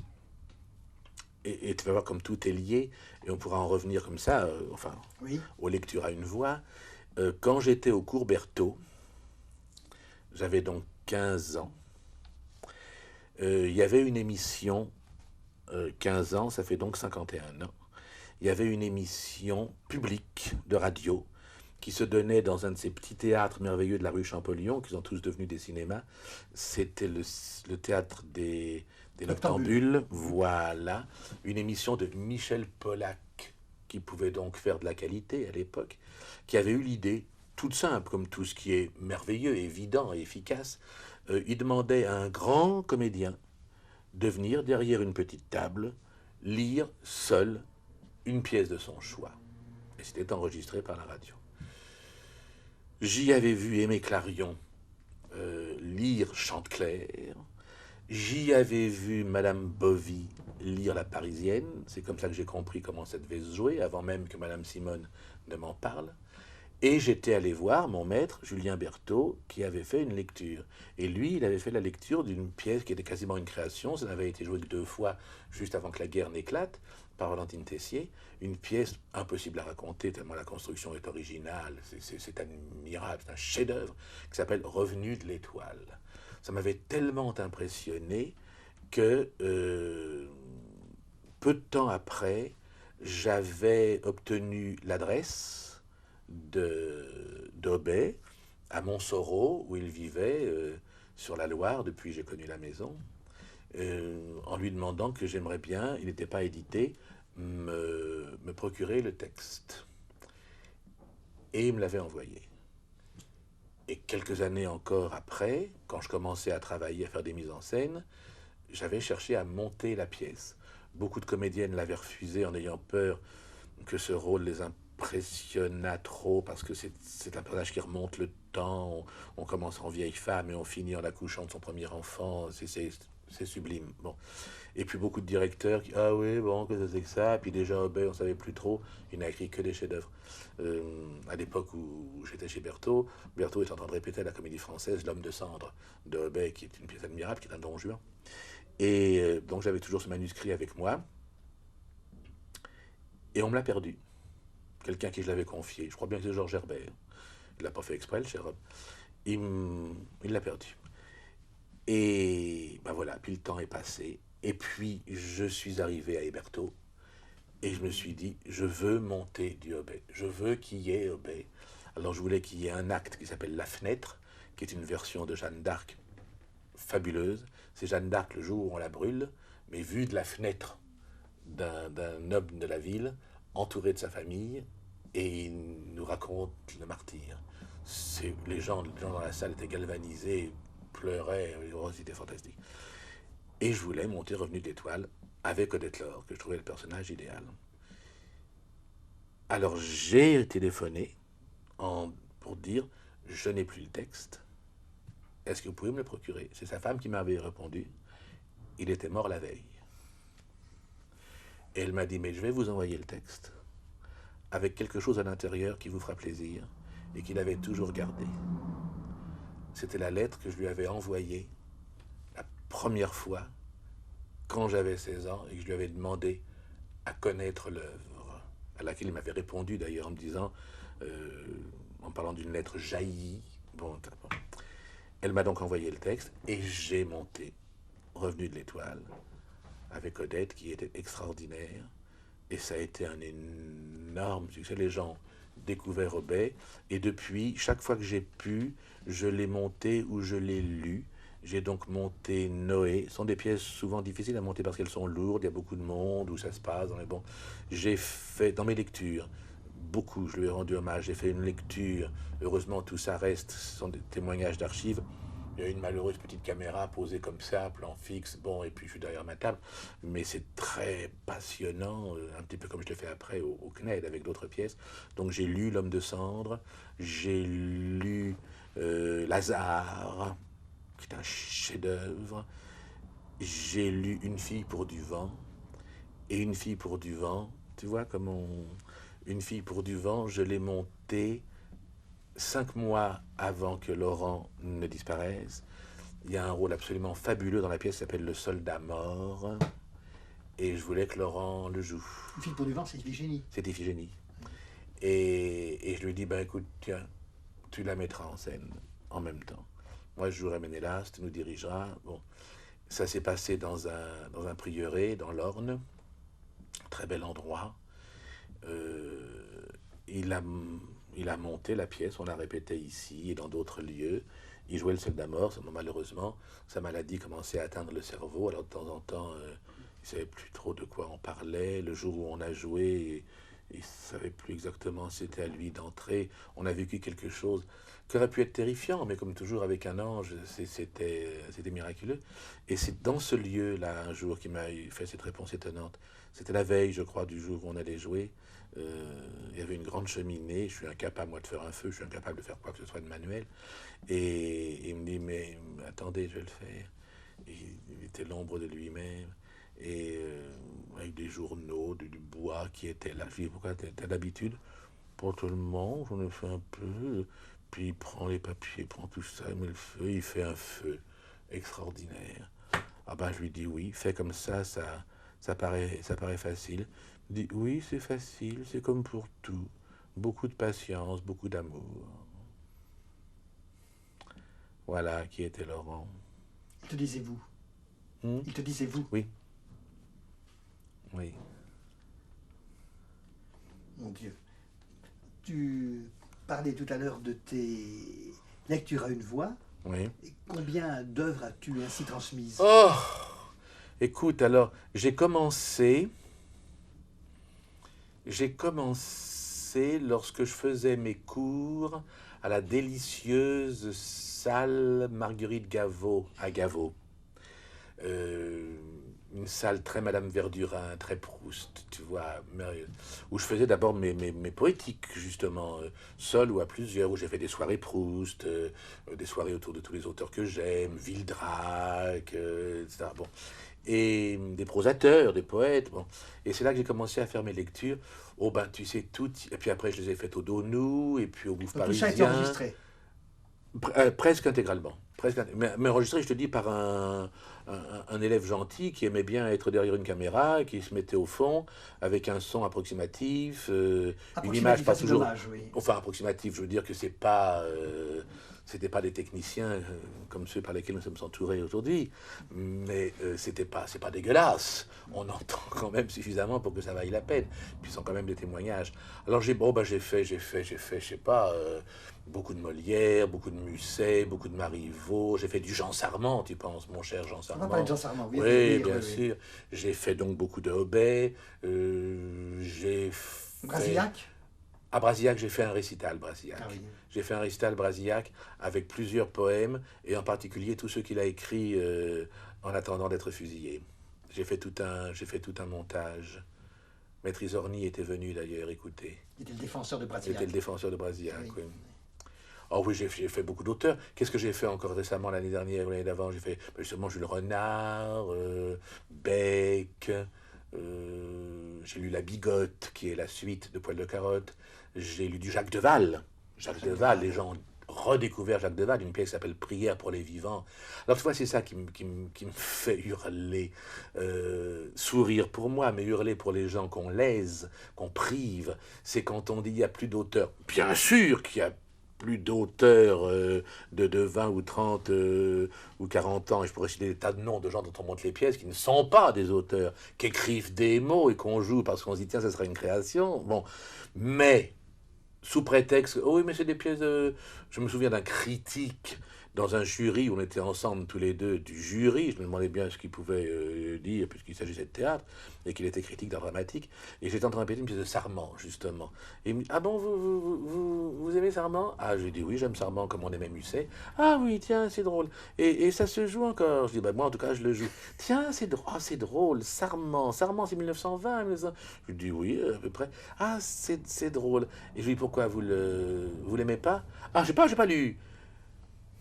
Tout est dit. Mais sous-entendu, c'est un théâtre, c'est pas assez ancien pour être classique, c'est pas assez proche de nous pour avoir l'air de dire, tiens, c'est une découverte. Peut-être qu'ils considéraient ça comme bourgeois, j'en sais rien, ou démodé. C'est pas plus démodé que ne se démodera Beckett, par exemple, tu vois. Bon, et il restera même, je pense, Sarment dans 100 ans, alors qu'on dira, tiens, c'est drôle, il y a des gens qui allaient voir Beckett sur un plateau, je t'attends Godot, je t'attends, on s'attend, c'était ça la philosophie? Merde. Bah oui, mais c'est comme ça. Et il y a des gens qui ont été négligés à cause de ça. Jacques Deval en fait partie alors. Et Jacques Deval en fait partie. Et Roger Ferdinand aussi. Et tous les... Ah, c'est un petit peu différent. Oui, il en fait partie, bien sûr, ont... parce qu'il a fait des pièces moins bonnes. Les J3 et les Croulans se portent bien. Naturellement, c'est moins intéressant. Mais Marcel Achard aussi, à la fin de sa vie, a fait des pièces qui n'étaient pas bonnes. Mais le président Hautecoeur, ça c'est digne de Bourdet. Batoche, qui avait créé Rému. Faut pas oublier que toutes ces pièces ont été créées à une époque où c'était considéré presque d'avant-garde et c'était joué chez Lugnier-Pau. Tu vois, et les acteurs qui créaient ça, Monsieur Roland, Monsieur Rému, Monsieur Haribor, ils créaient pas de la merde. Monsieur Nathanson, Monsieur Deval, tous ces auteurs-là, si on les reprenait maintenant, rendraient les gens heureux. Et Bernstein? Ah, Bernstein, c'est un petit peu différent. Madame Tu ne Simone... penses jamais de Bernstein? Non, parce jamais, que... Jamais. Non, parce que c'est un petit peu... Comment te dire? C'est un peu loin de moi. Ces personnages, Paul Rénal, en revanche, oui, alors ça, c'est un auteur complètement fantastique. Bernstein, cette espèce de lyrisme bourgeois, d'amour un peu veule entre la cuisine et l'alcôve. Il fallait pour ça, alors il fallait... Madame Simone, qui a créé presque toutes ces pièces, en parlait très bien. Elle dira, autant Bataille pourrait subsister si on l'adaptait, parce qu'il écrivait avec beaucoup de points de suspension, autant Bernstein, son style lui porterait tort. Mais c'est vrai que ce qu'il y a, en revanche, il y a des... Alors là, pour le coup, il y a des situations théâtrales, il y a des personnages. Je me souviens d'avoir vu, j'étais tout petit, une reprise, après la guerre, aux Ambassadeurs, quand c'était encore le merveilleux théâtre que l'on a connu, d'une pièce de Bernstein. Sur l'espace Cardin. Voilà, une pièce de Bernstein. Ouais, c'est quand même mieux maintenant, je crois, d'après ce qu'on m'a expliqué, que ce que c'était au début avec les affreux bancs noirs où on était, enfin bon, glissons là-dessus. Il y avait eu une reprise du Secret de Bernstein, qui est une de ses meilleures pièces, jouée par Marie Belle, Hélène Perdrière et Jean Desbucourt. Je crois que le quatrième, c'était Dux ou quelqu'un comme ça. Bon. Alors quand c'était joué par des personnages comme ça, ou quand c'était joué par Madame Simone, ou quand c'était joué par Gabriel Dorzia ou par Yvonne Debray, bah, bien sûr, toutes ces pièces-là passaient très bien. Mais relativement à tous les gens qu'on a cités, peut-être ils étaient trop ambitieux, comme Georges de Porto-Riche, tu vois. Alors du coup, ils étaient un petit peu grandiloquents, ils étaient un petit peu pompeux, un peu solennels. Tandis que les pièces, comme on en a cité quelques-unes, là c'était des pièces de bons faiseurs, des pièces bien construites, avec une action, une histoire, comme disait Gabin. Qu'est-ce qu'il faut pour faire un bon film? 3 choses, il disait. Ah bon, lesquelles? Une histoire et une histoire. Bon. quelque chose qui tienne debout, quoi. On va revenir à tes préférés, à Sarment et aux autres, mais tu viens de prononcer le nom de Beckett. Oui. On peut parler de Ionesco. Ah oui, mais c'est tout à fait Dans les années différent. 50 est apparu ce qu'on a appelé rapidement le théâtre, enfin, pas si rapidement que ça, avec beaucoup de réflexion de la part de certains écrivains, dont Nathalie Sarraute, le théâtre de l'absurde, l'absurdité. Et là, toi, tu as. Pour moi, c'est simplement ennuyeux. Ennuyeux. À commencer par Nathalie Sarraute. Ouais, mais, mais Ionesco, tu ne mets pas du tout dans le même. Ah non! Tu aimes Ionesco? Ah oui, mais Ionesco est un grand écrivain et Ionesco est un grand auteur dramatique. Et lui, il a inventé un univers. Beckett, tous ces gens-là, c'est l'apologie de la dérision, du nihilisme. Je sais pas, bon, il y a sûrement des gens qui adorent, et puis c'est repris tout le temps, puis tous les comédiens ont envie de jouer Godot, et on attend Godot, etc. Non, pour moi, c'est insipide. Beckett était un homme d'une certaine dimension. J'aime, c'est pas du tout mon univers, mais j'aime, comment s'appelle son roman, Molloy. Molloy, Oui. voilà, bon, bah là, ça m'intéresse. Mais au théâtre, non, c'est pas ça, c'est pas... Quand j'entends encore, même certains amis à moi dire « Ah oui, ça c'est une date dans l'histoire du théâtre, il y a eu avant Beckett et après Beckett, il y a eu avant Godot et après Godot. » Bon, laissons-les dire. Mais tu aimes beaucoup Anouilh, qui a soutenu, qui a soutenu Beckett. Oui, Qui a soutenu Godot. Oui, mais je comprends pourquoi Anouilh soutenait Godot. Il a soutenu Godot comme il a soutenu Dubillard, qui lui est un merveilleux auteur, comme il a soutenu des gens qui, s'ils n'avaient pas été soutenus par lui, n'auraient peut-être pas eu ce retentissement à ce moment-là. Il les a soutenus en opposition au mauvais boulevard qui s'était vulgarisé. C'est ça avant tout, tu vois, c'est ça. Il a soutenu Beckett comme Copeau, au moment d'Antoine et de son théâtre libre, a soutenu les auteurs de la NRF. Tu vois.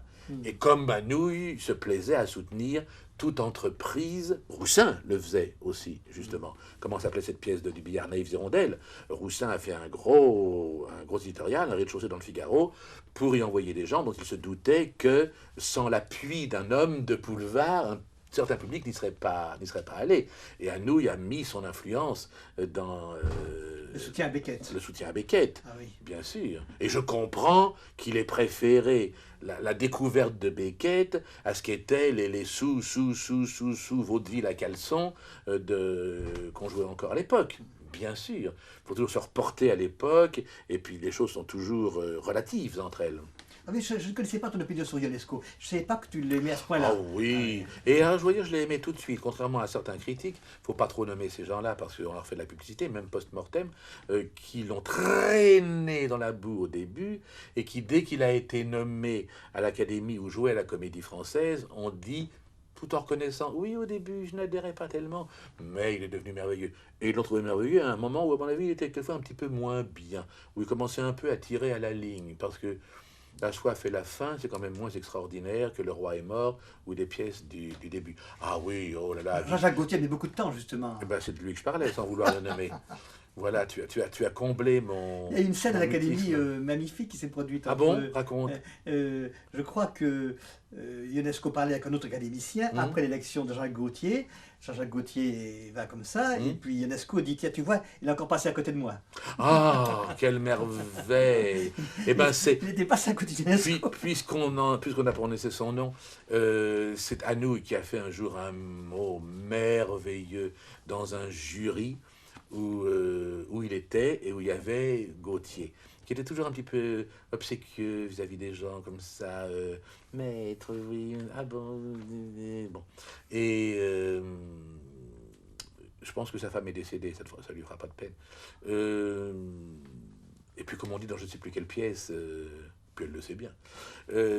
Et alors, Gaultier avait fait, mais c'est à l'époque où on commençait à moins le suivre quand même. Bon. Mais il avait fait une critique. Oh, le mot est gigantesque. Quand on me parle de la critique, je cite toujours ce mot. Parce que les gens croient que pour nous, la critique, c'est d'avoir une mauvaise critique. Non, c'est d'avoir aussi une bonne critique de quelqu'un qu'on n'estime pas ou qui ne connaît rien. Pareil, on a envie de lui dire, vous mêlez-vous. Avant d'en arriver au mot d'Anouilh, je pense à un mot de Tristan Bernard qui disait « Quand un critique me donne des conseils sur une pièce que j'ai écrite, j'ai l'impression d'un puceau qui veut m'apprendre à baiser. » Mais écoute, de quoi se mêlent ces gens-là dont c'est pas le métier? C'est extraordinaire. Un critique peut pas plus juger une pièce que le crémier du coin qui au moins a son bon sens et qui retrouve des choses de la vie. Bon. Et alors le mot extraordinaire, mine de rien là aussi, d'Anouilh, Gautier avait fait une assez mauvaise critique d'une de ses pièces. Je crois qu'Anouilh ne le lisait pas d'ailleurs, les critiques. J'en suis même à peu près sûr d'après ce qu'on m'a dit. Et quelques mois après, Gautier fait une bonne critique à une autre pièce d'Anouilh. Et dans ce déjeuner d'un jury littéraire, il va vers Anouilh, il dit, vous voyez, cette fois, je vous ai fait une bonne critique. Parce que cette fois, la pièce est très belle. Et Anouilh lui a dit, qu'est-ce que vous en savez? C'est admirable, on ne peut pas mieux remettre quelqu'un à sa place, tu vois. J'ai remarqué qu'il y a une sociétaire du français que tu ne citais pas souvent, c'est Annie Ducos. Annie Ducos. Je passe du... Oui, non, mais tu as raison, parce que c'est quelqu'un qui a parce qu'elle est si liée à... Non, bah, elle est liée à Gautier, voilà, surtout, oui. C'est pour ça qu'il a continué à avoir un petit peu de pouvoir, même au moment où il en perdait. Annie Ducos était une femme qui a été longtemps très belle. C'était, sinon la rivale, du moins, c'était avec Feuillère, les deux grandes coquettes du théâtre et du cinéma français. Elle avait fait une belle carrière au cinéma. Elle avait joué au théâtre, mais pas tellement. Et on l'a engagée au Français en 46, après la guerre, parce qu'elle avait un grand nom quand même. Et c'était une femme d'aspect. Il y avait des gens qui l'adoraient, elle devait être très aimée de ses amis intimes, mais elle se plaisait à être un peu hautaine, un peu revêche, un peu mystérieuse, tu sais, comme les gens qui cherchent à dissimuler quelque chose qui n'est pas toujours là. C'était difficile de se lier un petit peu avec elle. Elle a commencé par jouer dans une scène de Gaston Batti. Elle a joué Bérénice au Français, j'ai vu ça, j'avais 11 ans, c'est parmi les premiers spectacles que je jouais au Français. C'était ridicule. Attends, tu n'aimes pas Gaston Batti? Je ne l'ai pas connu personnellement et je n'ai pas vu de réalisation de lui. L'homme était très intelligent, il avait un goût extraordinaire, mais c'était pas un metteur en scène, c'était un décorateur. Tu vois, c'est un homme qui se servait des œuvres pour la vision personnelle qu'il en avait. Il n'hésitait pas à les trahir. Quand il montait Phèdre, il coupait le rôle d'Aricie. Il a fait des choses incroyables comme ça, tu vois. Ça a été un des premiers à ouvrir la porte à tout ce qui a suivi. Seulement, lui était un homme de goût, et puis il montait du Villedrac, et puis il montait à côté de ça des pièces qui montaient très simplement. Revenons à Ducos alors. Oui, revenons à Ducos. Pour dire que il y a beaucoup de choses qu'on lui a fait jouer qui n'étaient pas pour elle. Elle n'était pas tragédienne. Marie Marquet a eu un mot terrible parce que... Elle a joué à Thalie, pourtant. Oui, pas bien. Marie Marquet, très bien. Mais Annie Ducos, pas bien du tout. Et justement, c'est au moment où elle a joué à Thalie. C'est-à-dire pas bien. C'était une comédienne qui faisait son métier. C'était juste. Mais elle n'avait pas de grands moyens. Elle n'avait pas de lyrisme. Elle avait une voix qui n'était pas vraiment musicale. Et puis surtout, c'était une femme, elle n'avait pas de sensibilité, et quand elle jouait, c'est important pour le mot qui va suivre, elle était même assez frigide, comme ça, et quand elle jouait la tragédie, comme beaucoup de gens qui ne savent pas la jouer et qui ne savent pas respirer, on entendait sans arrêt cette chose-là. Et à cause de ça et de son manque de passion, Marie Marquet l'avait surnommé hockey sur glace. Et c'était un peu ça en tragédie. Il y a un rôle de tragédie qu'elle a très bien joué, parce qu'il y a des choses qu'on ne peut pas tout jouer. Elle a joué Monterland aussi. Port-Royal n'est pas une tragédie, mais enfin... c'est pas une... Si, c'est une tragédie de la part de l'auteur, c'est pas une tragédie de la part des interprètes. C'est quand même une prose, pour superbe qu'elle soit, qui est quotidienne. Elle y a été très bien, un peu emphatique. Non, mais très bien quand même. Je veux pas la dissocier des souvenirs merveilleux. Donc, où est-ce que tu l'as préférée alors, toi, Ducos? Elle a été très bien en tragédie dans Monime de Mithridate. Là, ça lui convenait tout à fait bien, la décence, la pudeur, et puis son grand rôle, son plus beau rôle, c'est Elmire de Tartuffe. Là, j'ai un souvenir, je crois que c'était en 52, quand Fernand Ledoux est revenu au Français. Voilà un immense comédien. Ledoux, oui. Oh, et quel homme intelligent. Un peu sophiste, un peu curieux comme ça, mais merveilleux. Et quand il a remonté Tartuffe, qu'il a joué Tartuffe, avec Seigné dans Orgon, avec Roland dans Cléante, avec Madame Bovy dans Pernelle, Ducos dans Elmire, Jeanne Moreau dans La Jeune Première, et Bréty dans Dorine, Ça, j'aime autant dire que quand je dis maintenant à des gens la comédie française n'existe plus, je sais de quoi je parle. Tu as dirigé les Moreau d'ailleurs aussi. Oui, Jeanne est un personnage que j'adore. C'est une enfant. Je crois que c'est ça qui nous C'est une enfant, unit Jeanne Moreau. d'ailleurs. C'est une enfant, c'est une enfant. Je crois que je t'avais raconté l'histoire quand je l'ai dirigée dans l'Intox, aux variétés avec du philo. L'intox de Dorin. L'intox de Dorin. On a tout de suite été ouf, comme ça. Et dès les premières répétitions, elle m'a dit je voudrais que tu me donnes une photo de toi, mais une photo de toi enfant. Et je me souviens, je lui avais apporté une photo de moi dans la cour de récréation de mon école communale. Elle avait mis sur sa table comme ça. Oui, c'est la toute femme, mais au sens premier, tu vois, où elle est la femme enfant, où elle est restée enfant, où elle a de la candeur, il reste de la pudeur en elle. Elle est la maîtresse, elle est l'amante, elle est la femme intelligente, elle est la créatrice, elle est la douloureuse. C'est bon, avec Madeleine Robinson, mais qui ne joue plus, Jeanne joue peu d'ailleurs, ce sont certainement les deux dernières très grandes comédiennes. Sur le plan, je parle de stars, etc. Parce qu'on a aussi, j'ai cité Dominique Blanchard, il y a aussi Françoise Seigné, qui est une immense comédienne. Mais il n'y a pas beaucoup de noms à dire quand on parle vraiment de grandes comédiennes. Quand tu dis la toute femme, tu ne dis ça quasiment que pour Jeanne Moreau. Ah oui, ah oui, ah oui. Oui, parce que on peut pas le dire. Je parle de gens que j'ai vénérés. Oui, oui. On peut pas le dire pour Garbeau. Elle est au-delà de la femme. On ne peut pas le dire pour Dietrich. Dietrich, oui. Elle est comme on pourrait dire, la surfemme, comme on dit, le sur-héros. Mais non, je vois pas d'autre que Jeanne. Ça existe sûrement, il y a sûrement des Ce qui est drôle quand tu dis qu'elle ne joue plus, c'est qu'on ne voit qu'elle à la télévision. Jeanne? Oui. Ah bon? Je le dis parce que Bah, quand tu n'as tant pas de mieux. petit écran chez Non, toi, j'ai pas de télé. elle joue sans arrêt à la télévision.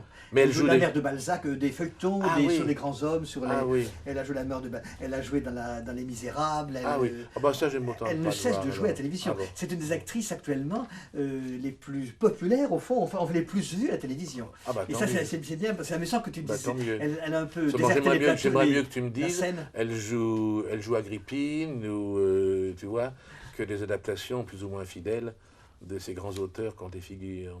Oui. Alors, revenons à ces fameux grands auteurs. Attardons-nous un peu sur Sarment. Sarment, alors si Marie Marquet était comme une seconde mère, Sarment était Ce Sarment réellement... dont on disait tout à l'heure, un critique te disait avec Mon- les prix, on le joue oui. encore. Oui, c'est oui. quand- C'était vraiment mon second Comment tu père. définirais, tu l'as bien défini Obé, il nous dit Sarment son... Oh bah c'est le Musset du 20e. Ah, le Musset du Oh, 20e. c'est ça. D'ailleurs, personne n'a parlé Donc, de très Musset dur à comme lui. jouer. Et pour très délicat Musset, très dur à à jouer. jouer. Musset, c'est ce qu'il y a de plus dur à jouer. C'est l'auteur dans lequel il y a le plus d'informulés, le plus de non-dits, comme on dirait maintenant. L'ellipse de... Ah oui, et puis c'est tellement léger, c'est tellement fin, c'est tellement délicat, c'est complètement arachnéen. Musset, c'est sans rien en lui qui pèse ou qui pose. Hein. C'est aussi difficile à jouer que de dire Verlaine. Bon. Et Sarment, c'est difficile aussi. Tous ces gens qui ont une... Il a d'ailleurs... il a écrit des choses sublimes en marge de son théâtre.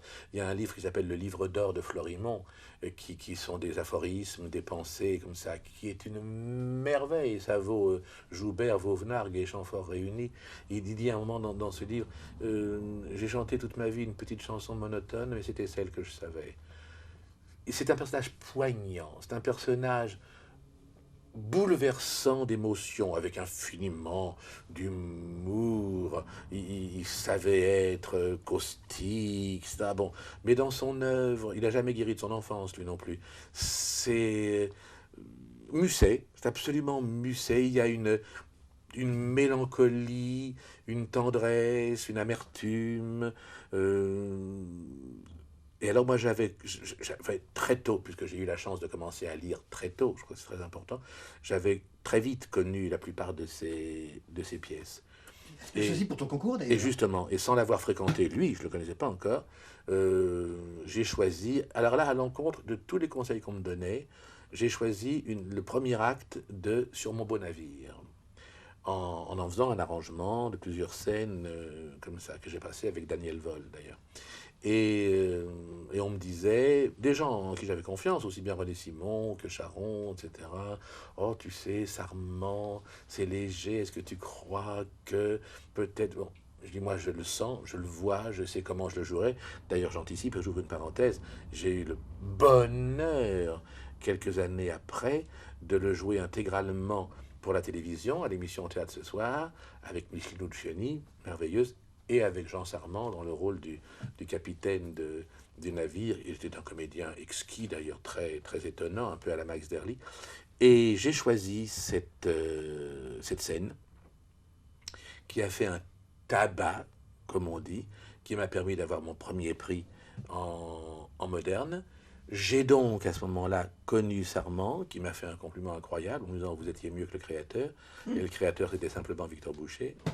Et on ne s'est plus quitté. Avec sa femme, avec Marguerite Valmont, les plus beaux yeux du monde, on se voyait régulièrement, 3-4 fois par semaine.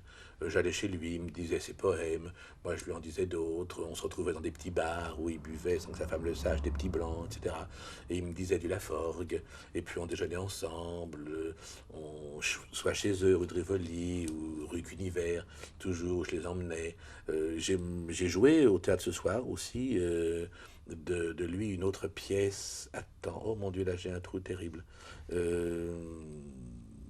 Enfin, chaque fois que j'ai pu le jouer, il y en... Attends, je l'oublie, oh, bah tant pis. Et puis on est resté très liés jusqu'à la fin, jusqu'à sa mort. Et j'ai obtenu, ça a duré 3 ans, 4 ans, je sais pas, en allant de cabinet du maire à la questure, etc., que l'on appose une plaque sur la maison où il avait vécu, rue de Rivoli. Et un matin, dans un froid glacial, avec Marguerite, sa femme au premier rang, qui était complètement... J'ai lu des textes de lui, alors qu'on dévoilait la plaque. Je ne suis pas du tout l'ordre chronologique, puis on remonte un peu dans le temps pour revenir à Edmond Rostand. Et tu as eu l'idée géniale de donner une pièce de Rostand dans sa propriété même du Pays Basque, à Voilà, Cambo. Arnaga, qu'il avait fait entièrement construire. La maison basque avec le jardin versaillais. C'est extraordinaire ce qu'il a fait. Là, ça domine comment s'appelle la rivière, la Nive, tout le pays, c'est extraordinaire. Et devant la maison, les spectateurs étaient placés entre la maison et le grand jardin. On a donné un spectacle que j'avais entièrement construit qui s'appelait Rostand l'Enchanteur, qui était composé d'extraits de scènes de son théâtre et d'énormément de poèmes, extraits des Musardises, comment s'appelle l'autre, le Cantique de l'Ange, je crois. C'était merveilleux de jouer ça devant cet endroit que j'avais visité plusieurs fois quand je passais mes vacances sur la côte basque et dont m'avait tellement parlé Marie Marquet, puisque ça a été son premier amour. Elle a été la maîtresse de Rostand quand elle avait 15-16 ans. Elle avait 16 ans, oui. Et il y a plein de photos d'elle avec lui à Arnaga, etc. Et puis c'est là aussi qu'on a monté, il était élève dans ma classe à l'époque, un comédien qu'on ne connaît pas, parce qu'il ne se commet pas dans les choses où on pourrait le voir, qui est certainement un des plus rares comédiens de notre époque, et tout le monde ignore son nom. Il s'appelle Philippe Legard. Il a créé une des pièces de Mougenot. C'est un comédien, c'est un jeune Henri Roland. Et il a monté Chanteclair. Il a monté Chanteclair avec tous les élèves du cours, d'une manière complètement stylisée, bien sûr, sans costume, sans rien, justement. Mais alors il disait le texte, il y avait le lyrisme, il y avait le panache. C'était... Panache. Ce mot me fait penser évidemment à Cyrano. Et en revenant à André Bruno, ça ne te dérange pas, qui t'a montré ce qu'on pouvait faire lorsqu'on avait la totale maîtrise de son art dans Cyrano. Grand bonhomme lui aussi. C'était sa soirée d'adieu. Et rejouait le dernier acte de Cyrano, qui avait été un de ses grands rôles, entouré simplement par Henri Roland, Jean de Bucourt et Marie-Belle.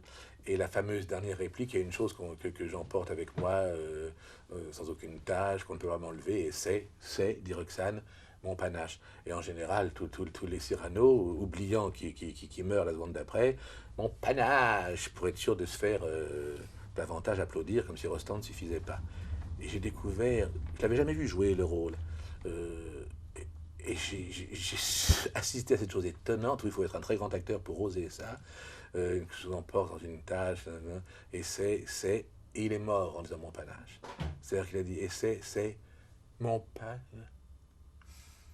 ce qui était 1000 fois plus émouvant. Ça, personne ne l'avait fait avant lui, jamais. Jamais. Oui, il faut une telle liberté. Ça s'octroie soudain, il a bien raison, le grand comédien. La liberté, c'est la fameuse phrase d'Henri Roland, la liberté au milieu des contraintes. Savoir, tout en étant fidèle à un personnage, une situation, à un auteur, trouver sa propre expression. Tout à l'heure, tu as évoqué André Roussin à propos de l'amitié qu'il a exprimée à Roland Dubillard. Oui. Et il t'a fait aussi une belle marque d'amitié, Ah André oui, Roussin. ça a été merveilleux. Une pièce qu'il n'avait pas écrite pour moi, bien sûr, mais une pièce, un jour, dans un déjeuner, dans un jury aussi, comme quoi de temps en temps, c'est pas agréable d'aller dans les jurys. Je me trouvais à côté de lui, ce qui était bien, et il me dit, ah, j'aimerais vous faire lire une pièce qui s'appelle La petite chatte est morte, une pièce en un acte, où le personnage principal parle tout seul pendant 50 minutes, puis arrive un autre personnage avec qui il discute pendant 5 minutes. C'est un rôle écrasant. J'adore ma pièce. Je l'ai présentée à X, Y, Z, tout le monde l'avait refusé, soit parce que, bah oui, mais celui qui va arriver à la fin en 5 minutes, il va remporter le morceau, ah, puis ceci, puis ça. Bref, j'ai lu cette pièce qui était un chef-d'œuvre. Et je lui ai dit oui, bien sûr, ô combien, merci. Et comme peu de théâtres se trouvaient assez enthousiastes pour la présenter, on a eu l'opportunité de la créer à la salle Gaveau, dans cette salle extraordinaire, la meilleure acoustique de Paris et d'Europe, me disait Stich Randall. Et le lieu s'y prêtait, puisque c'est une pièce qui se passe en fait dans la cervelle d'un auteur. Donc il n'y avait pas besoin d'un lieu temporel. J'ai joué ça avec Dominique Paturel, qui a joué l'autre personnage. On l'a beaucoup promené en tournée, on l'a joué partout. Ça a été c'était très difficile. Très difficile. Quelquefois, il y avait des publics qui étaient un petit peu comme ça, qu'est-ce qu'ils nous racontent, mais c'était un grand bonheur. Quel est le rapport entre La petite chatte est morte et puis l'école des femmes? Eh ben, c'est le sujet de la pièce. C'est-à-dire que le personnage arrive en disant la petite chatte est morte, Arnolphe vient de tuer Agnès. Et en partant de ça, on fait le procès en repassant par tout. Il faut bien connaître l'œuvre, c'est pour ça que c'est très difficile. Alors, le personnage que je jouais joue à la fois l'avocat de la défense et l'avocat général. Et si bien qu'il y a 2 pièces en une, où il fait d'abord le procès d'Arnolphe en disant c'est un assassin, et l'avocat de la défense dit non, c'est un amoureux qui est devenu fou. Et on joue 2 fois toute la pièce avec des termes différents, un esprit différent, et après arrive Arnolphe de son au-delà, c'est ce que jouait Paturel, et on a un échange de phrases. Autre grand écrivain vraiment que tu admires infiniment, Colette.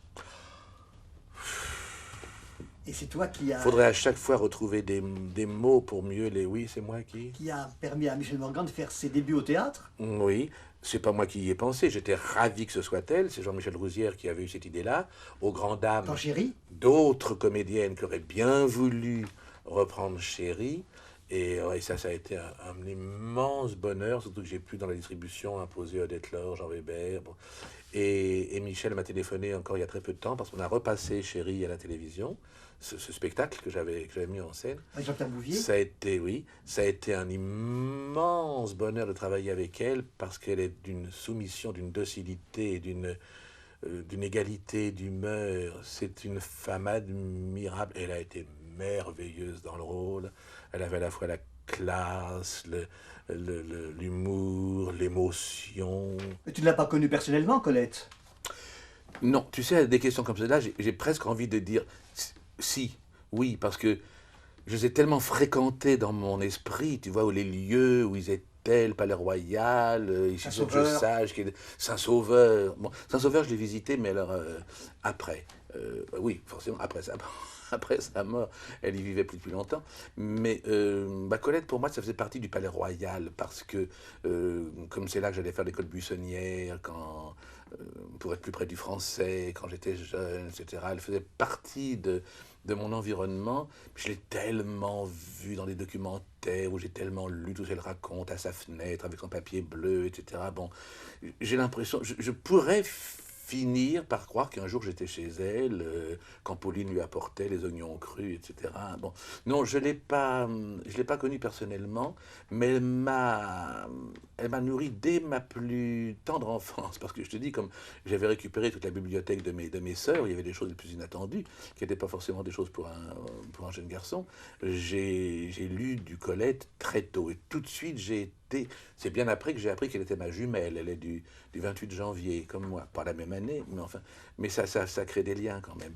Et D'ailleurs, à propos de jumelles, elle aimait beaucoup le théâtre.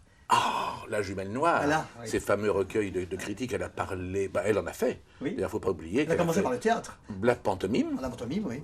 avec Georges Vague, et puis elle a joué ses pièces.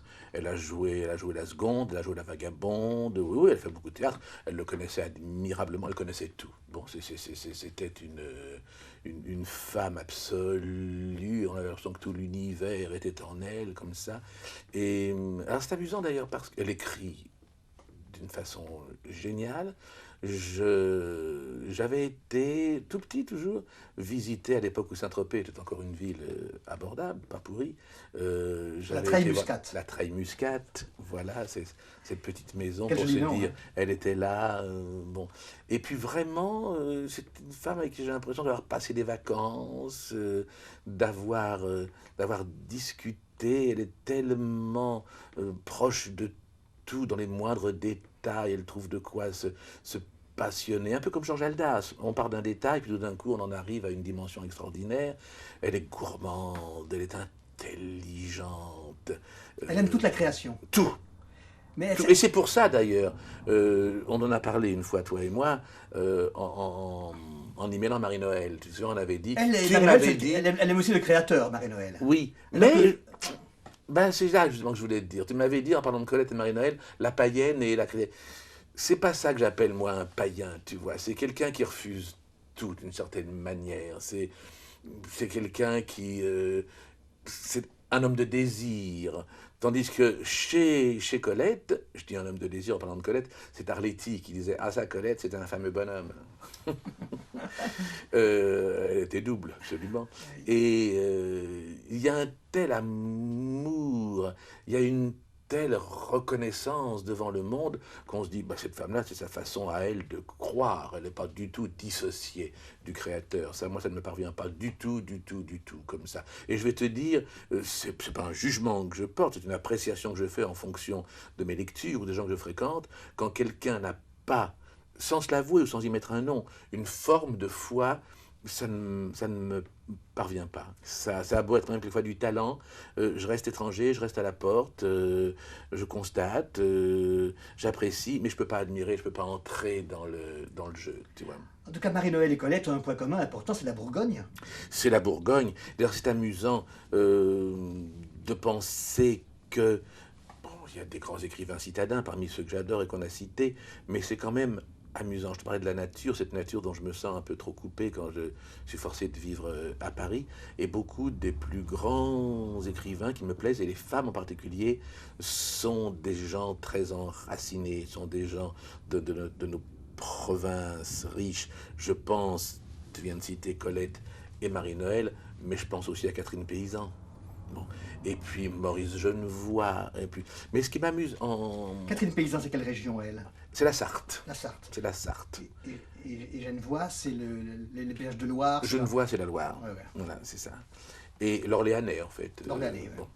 Et alors, ce qui est amusant, c'est que quand j'avais fait mes poétiques à Hébertot, en rendant hommage, donc il y avait une poétique à Anne Noailles, Marie-Noël, Colette, etc. Toutes ces femmes, dans leur œuvre, se sont rendues hommage. Elle s'aimait, elle ne faisait pas que s'estimer, elle s'aimait énormément. Il y a un texte de Marie-Noël quand Colette est morte, en 53, 54, je crois, où elle l'appelle Colette de France, notre Colette. Colette a écrit un très beau texte sur Marie-Noël.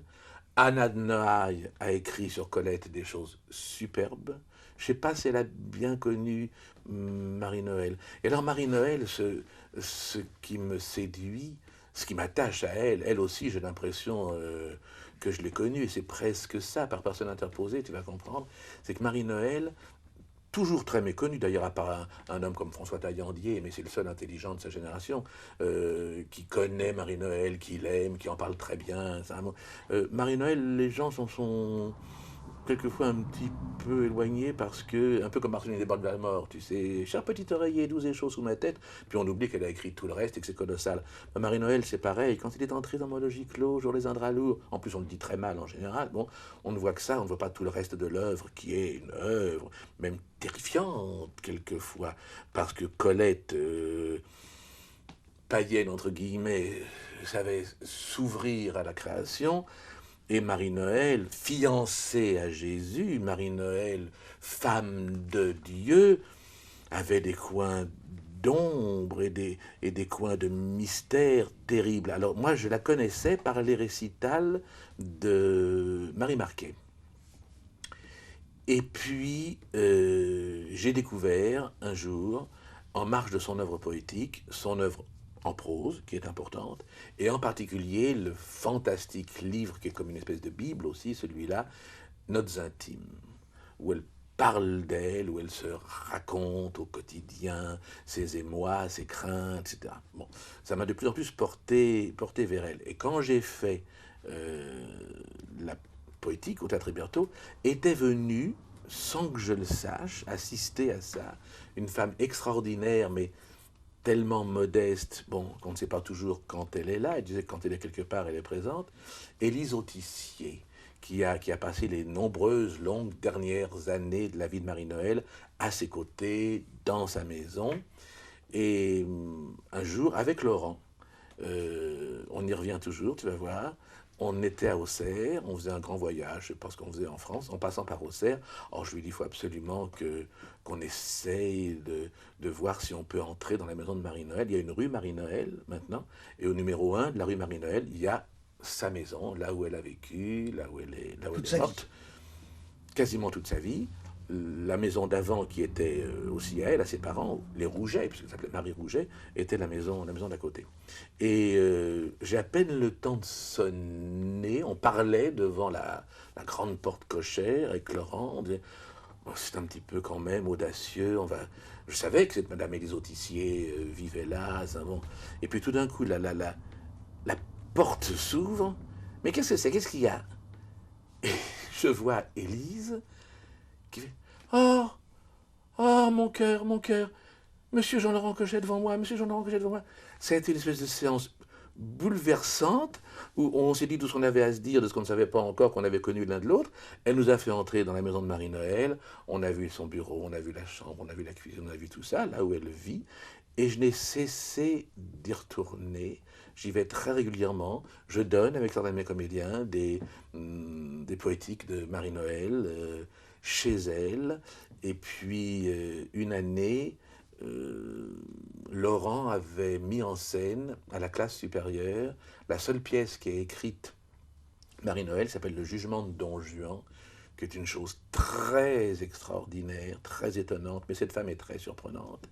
Et j'avais dit à Élise, un élève m'a présenté ça à la classe supérieure. Ah bon, mais ça serait bien si on pouvait le présenter.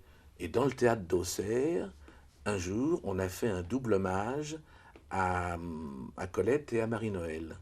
Et on a présenté Le Jugement de Don Juan. Laurent était déjà assez malade à ce moment-là, mais on pouvait encore apprécier, à côté de sa noblesse et de tout ce dont j'ai parlé, sa gaieté, sa vivacité, parce qu'on riait énormément aussi. Et Élise, qui est en contact avec le monde et les mondes, c'est une femme étonnante, s'est engouée, c'est de Laurent. Elle m'en a parlé, je connais peu de gens qui m'ont, pour l'avoir relativement si peu approché, parlé de lui comme elle l'a fait, et depuis, chaque fois qu'on lui a demandé les droits, puisqu'elle en est la détentrice, de la pièce, du jugement de Don Juan, elle a dit, tant que je vivrai, je n'accorderai plus les droits à personne, je ne veux plus voir la pièce autrement qu'avec Laurent Blanchard. C'est vrai qu'il y était étonnant, la pièce est une merveille. Et je pense, là vraiment je vagabonde, hein, la vagabonde, Colette, oui. Colette. Bon, c'est que tu vois, tu reviens tout le temps, tu me dis tout le temps, ce sont tes amis, ils sont là, ça. Mais c'est vrai. Et que ce soit dans mon livre, j'aimerais faire la synthèse de ça, alors que c'est délicat, parce que c'est vraiment de l'impressionnisme. Que ce soit en lisant ces notes intimes de Marie-Noël, où elle nous parle presque à toutes les pages de gens qu'on est censé ne pas connaître, ça pourrait ne pas nous intéresser. Bon, ça me ramène à mon livre. Lorsque certaines personnes l'avaient lu avant qu'il soit édité, on faisait lire à des gens qui auraient pu nous aider à l'éditer, tu vois, dont une dame, je ne me souviens pas le nom, qui était très importante à ce moment-là, dans les coulisses de l'édition. Je l'ai aperçue une fois, une femme assez grosse, comme ça, assez gauchisante, bon, et qui, intelligente, je crois, mais et qui avait dit, bah oui, mais moi j'attendais qu'on nous parle du théâtre, bon, attendez, la relecture de ma vie, la relecture des pièces, la relecture de je ne sais quoi. Bon, et ayant dit cette chose que je trouve absolument inepte, parce qu'il y a beaucoup de gens dont il parle, on ne sait pas du tout qui c'est. Alors je m'étais dit, donc parce qu'une personne ne sait pas qui c'est, ça n'intéresse pas. Mais à ce moment-là, on peut aller très loin. L'intérêt, c'est d'apprendre, justement. Mais enfin, alors à ce moment-là, on dit, oh non, j'aime pas l'éducation sentimentale, parce que Frédéric Moreau, je sais pas qui c'est, moi, ce type-là. À ce moment-là, on ne lit aucun roman, parce qu'on ne sait pas qui est la personne dont on va nous raconter.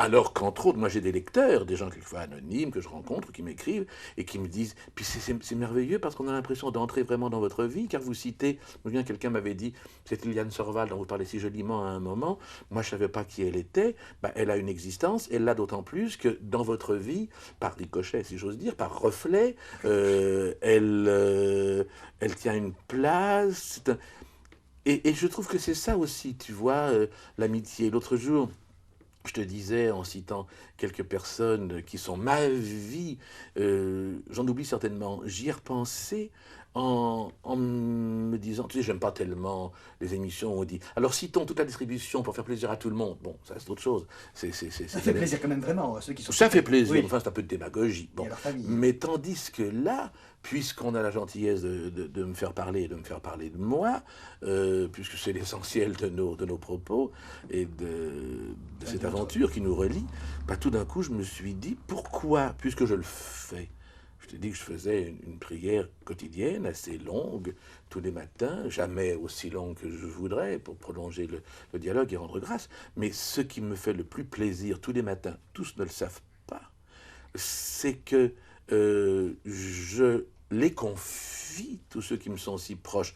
Je parle d'abord de ceux qui sont disparus et qui planent au-dessus de nous, mais tous les matins, je confie à Dieu et à Laurent, qui le représente pour moi, qui est son ambassadeur, j'ai ma petite litanie, comme le fait Marie-Noël quand elle dit « Oh, j'aimerais que pour mon jubilé de première communion, il y ait autour de la table... » Et elle cite un nom de gens, Madame une telle qui était ma nourrice, Madame une telle qui était la brodeuse, Monsieur un tel qui était le bedeau. Moi, je ne sais pas qui sont Monsieur un tel, Madame une telle, mais je trouve ça tellement émouvant.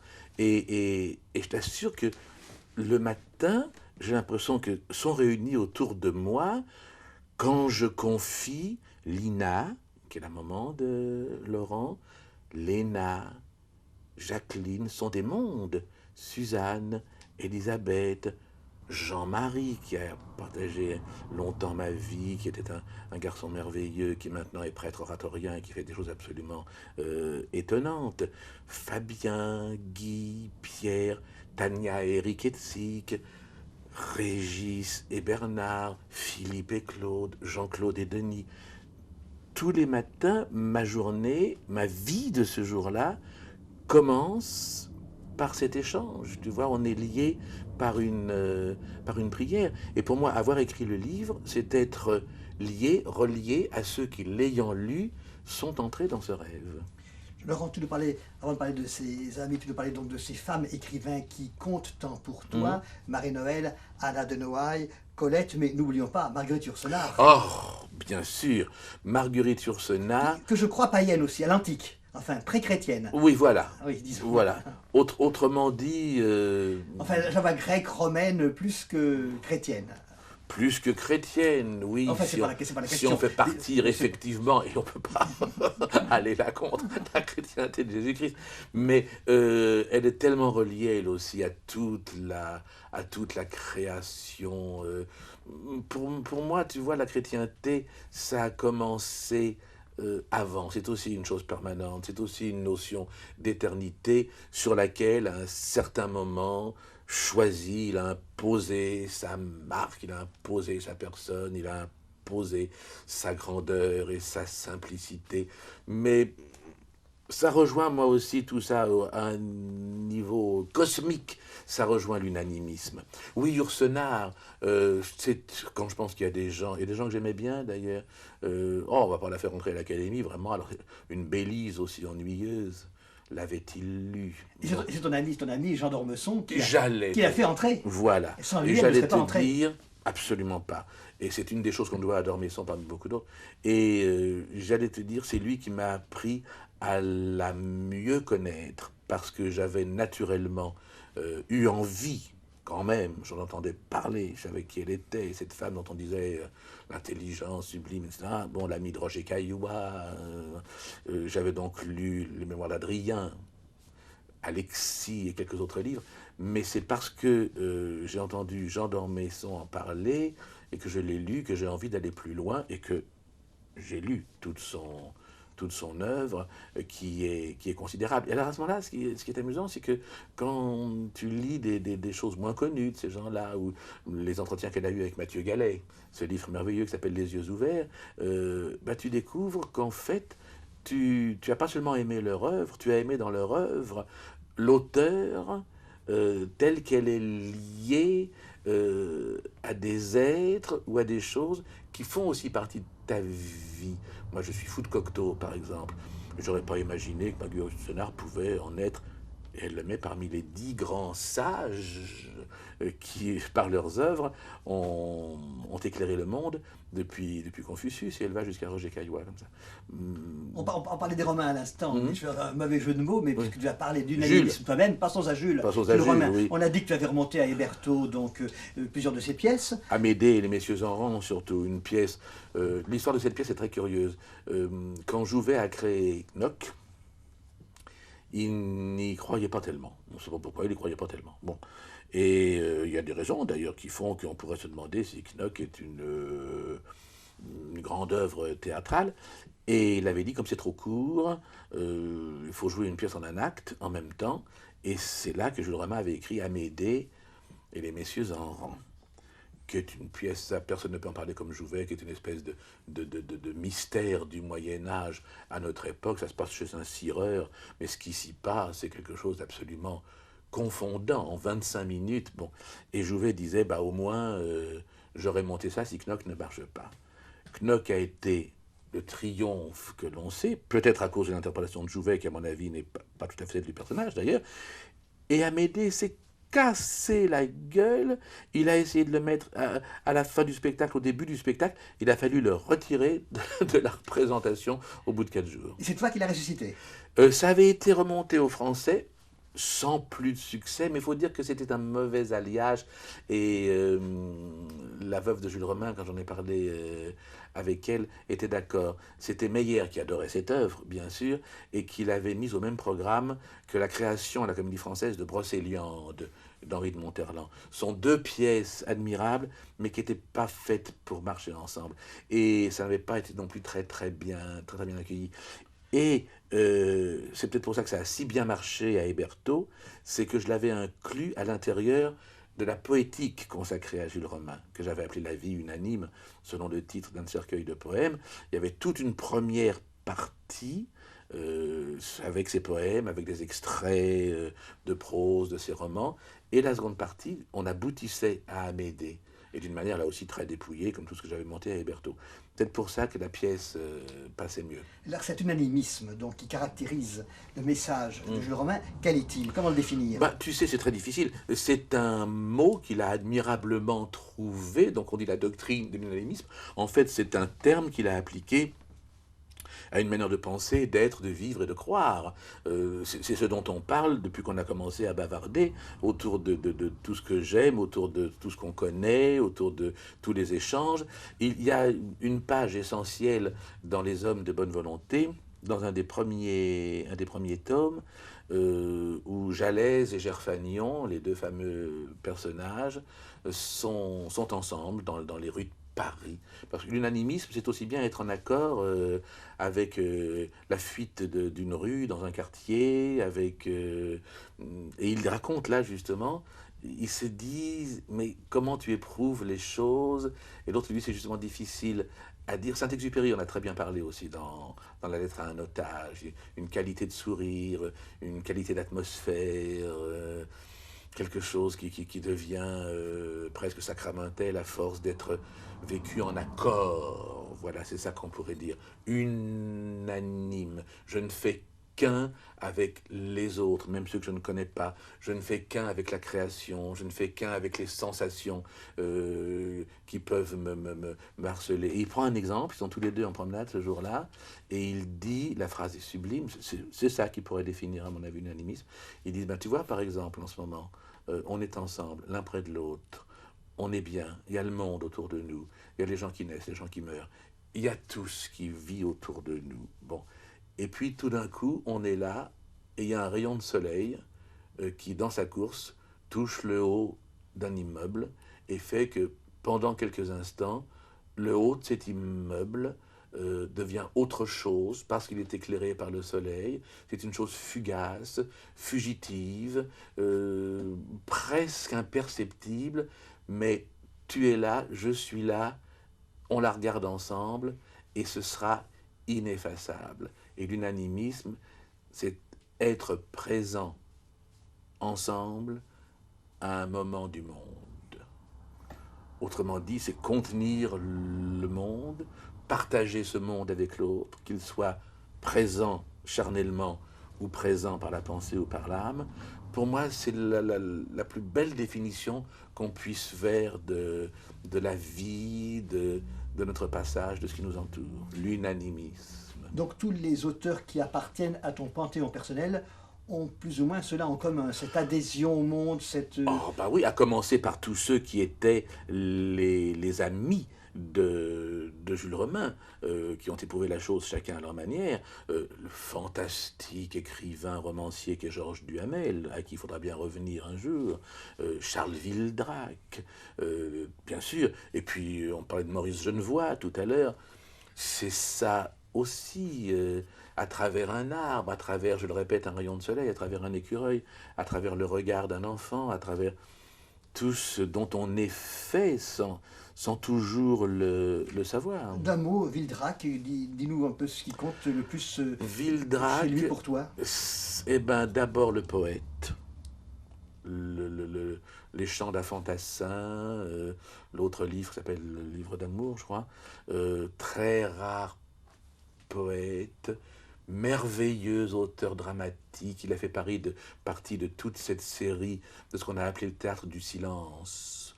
Tu vois, tellement c'est derrière les mots, tellement c'est informulé, mais très simple. Il y avait Jean-Jacques Bernard parmi ces gens-là. Charles Wildrac est l'auteur du paquebot Tenacity, qui est une pièce bouleversante, mais toujours avec une délicatesse, avec une économie de moyens.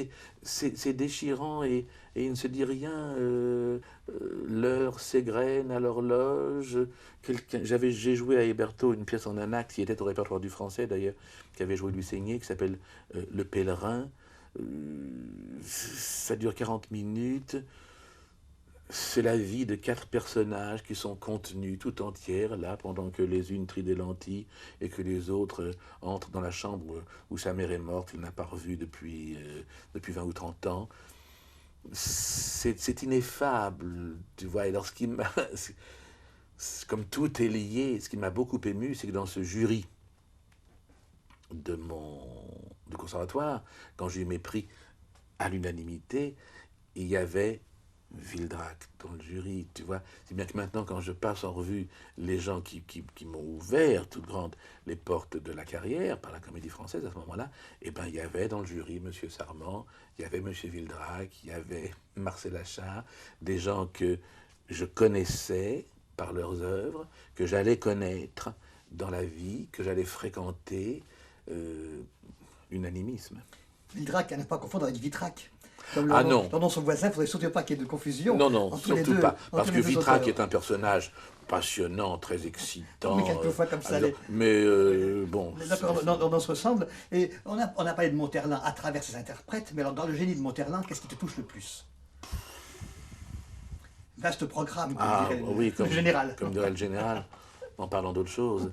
Bah, on a envie de dire tout de suite la grandeur, la hauteur, le lyrisme, la langue, la Ça, c'est pour le théâtre, profondeur, non? Pour son les théâtre. formules. Oh, mais Parce aussi que dans pour. ces romans, je pense aux célibataires, il y a des choses Oh, comme mais ça. aussi. C'est le petit, c'est le mesquin, C'est le, mes- ah, c'est le mesquin à travers qu'il certains amuse, mais qu'il amuse, personnages qu'il et à travers les situations. Mais il en parle toujours de la même manière. C'est toujours le point de vue de Sirius, Monterland. C'est pour ça que c'est intéressant. Qui regarde le roi Ferrante ou qui regarde un de ses personnages, justement, des célibataires ou des jeunes filles. C'est toujours avec cette vision qui dépasse, justement, le personnage. C'est pour ça qu'il peut traiter, lui, des personnages médiocres, des personnages petits, des personnages pitoyables, parce qu'il en voit d'une certaine manière la grandeur, comme Mauriac voit la rédemption dans le péché.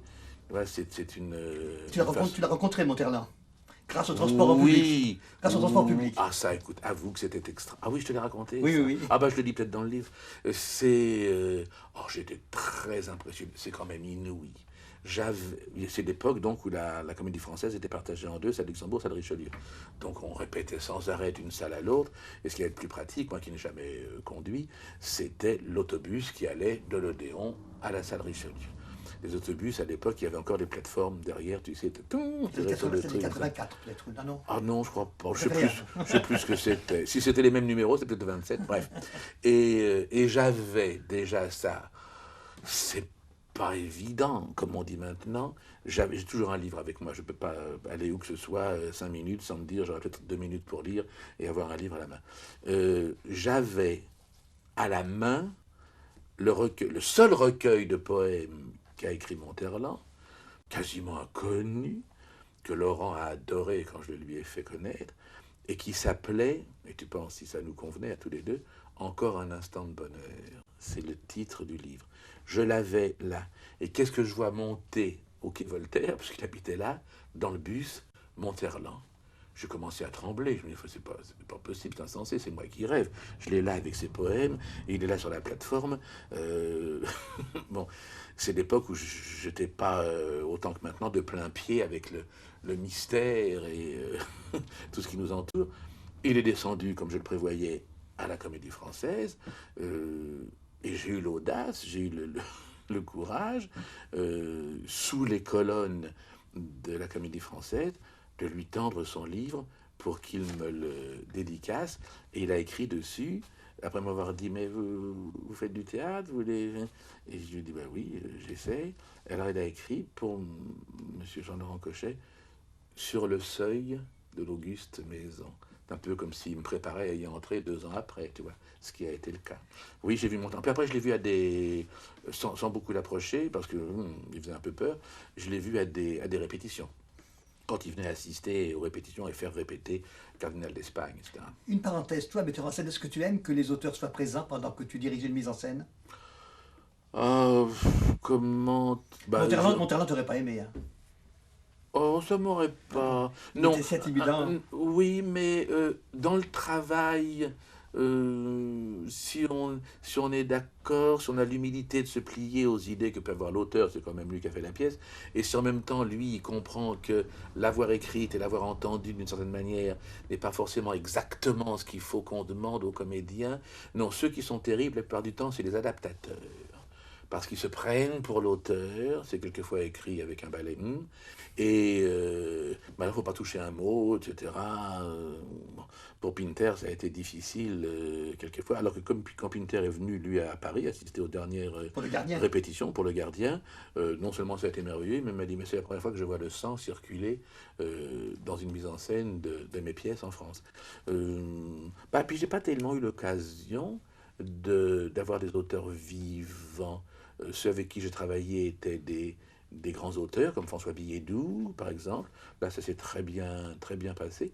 Enfin, j'ai plus souvent eu affaire à des auteurs qu'on croit morts.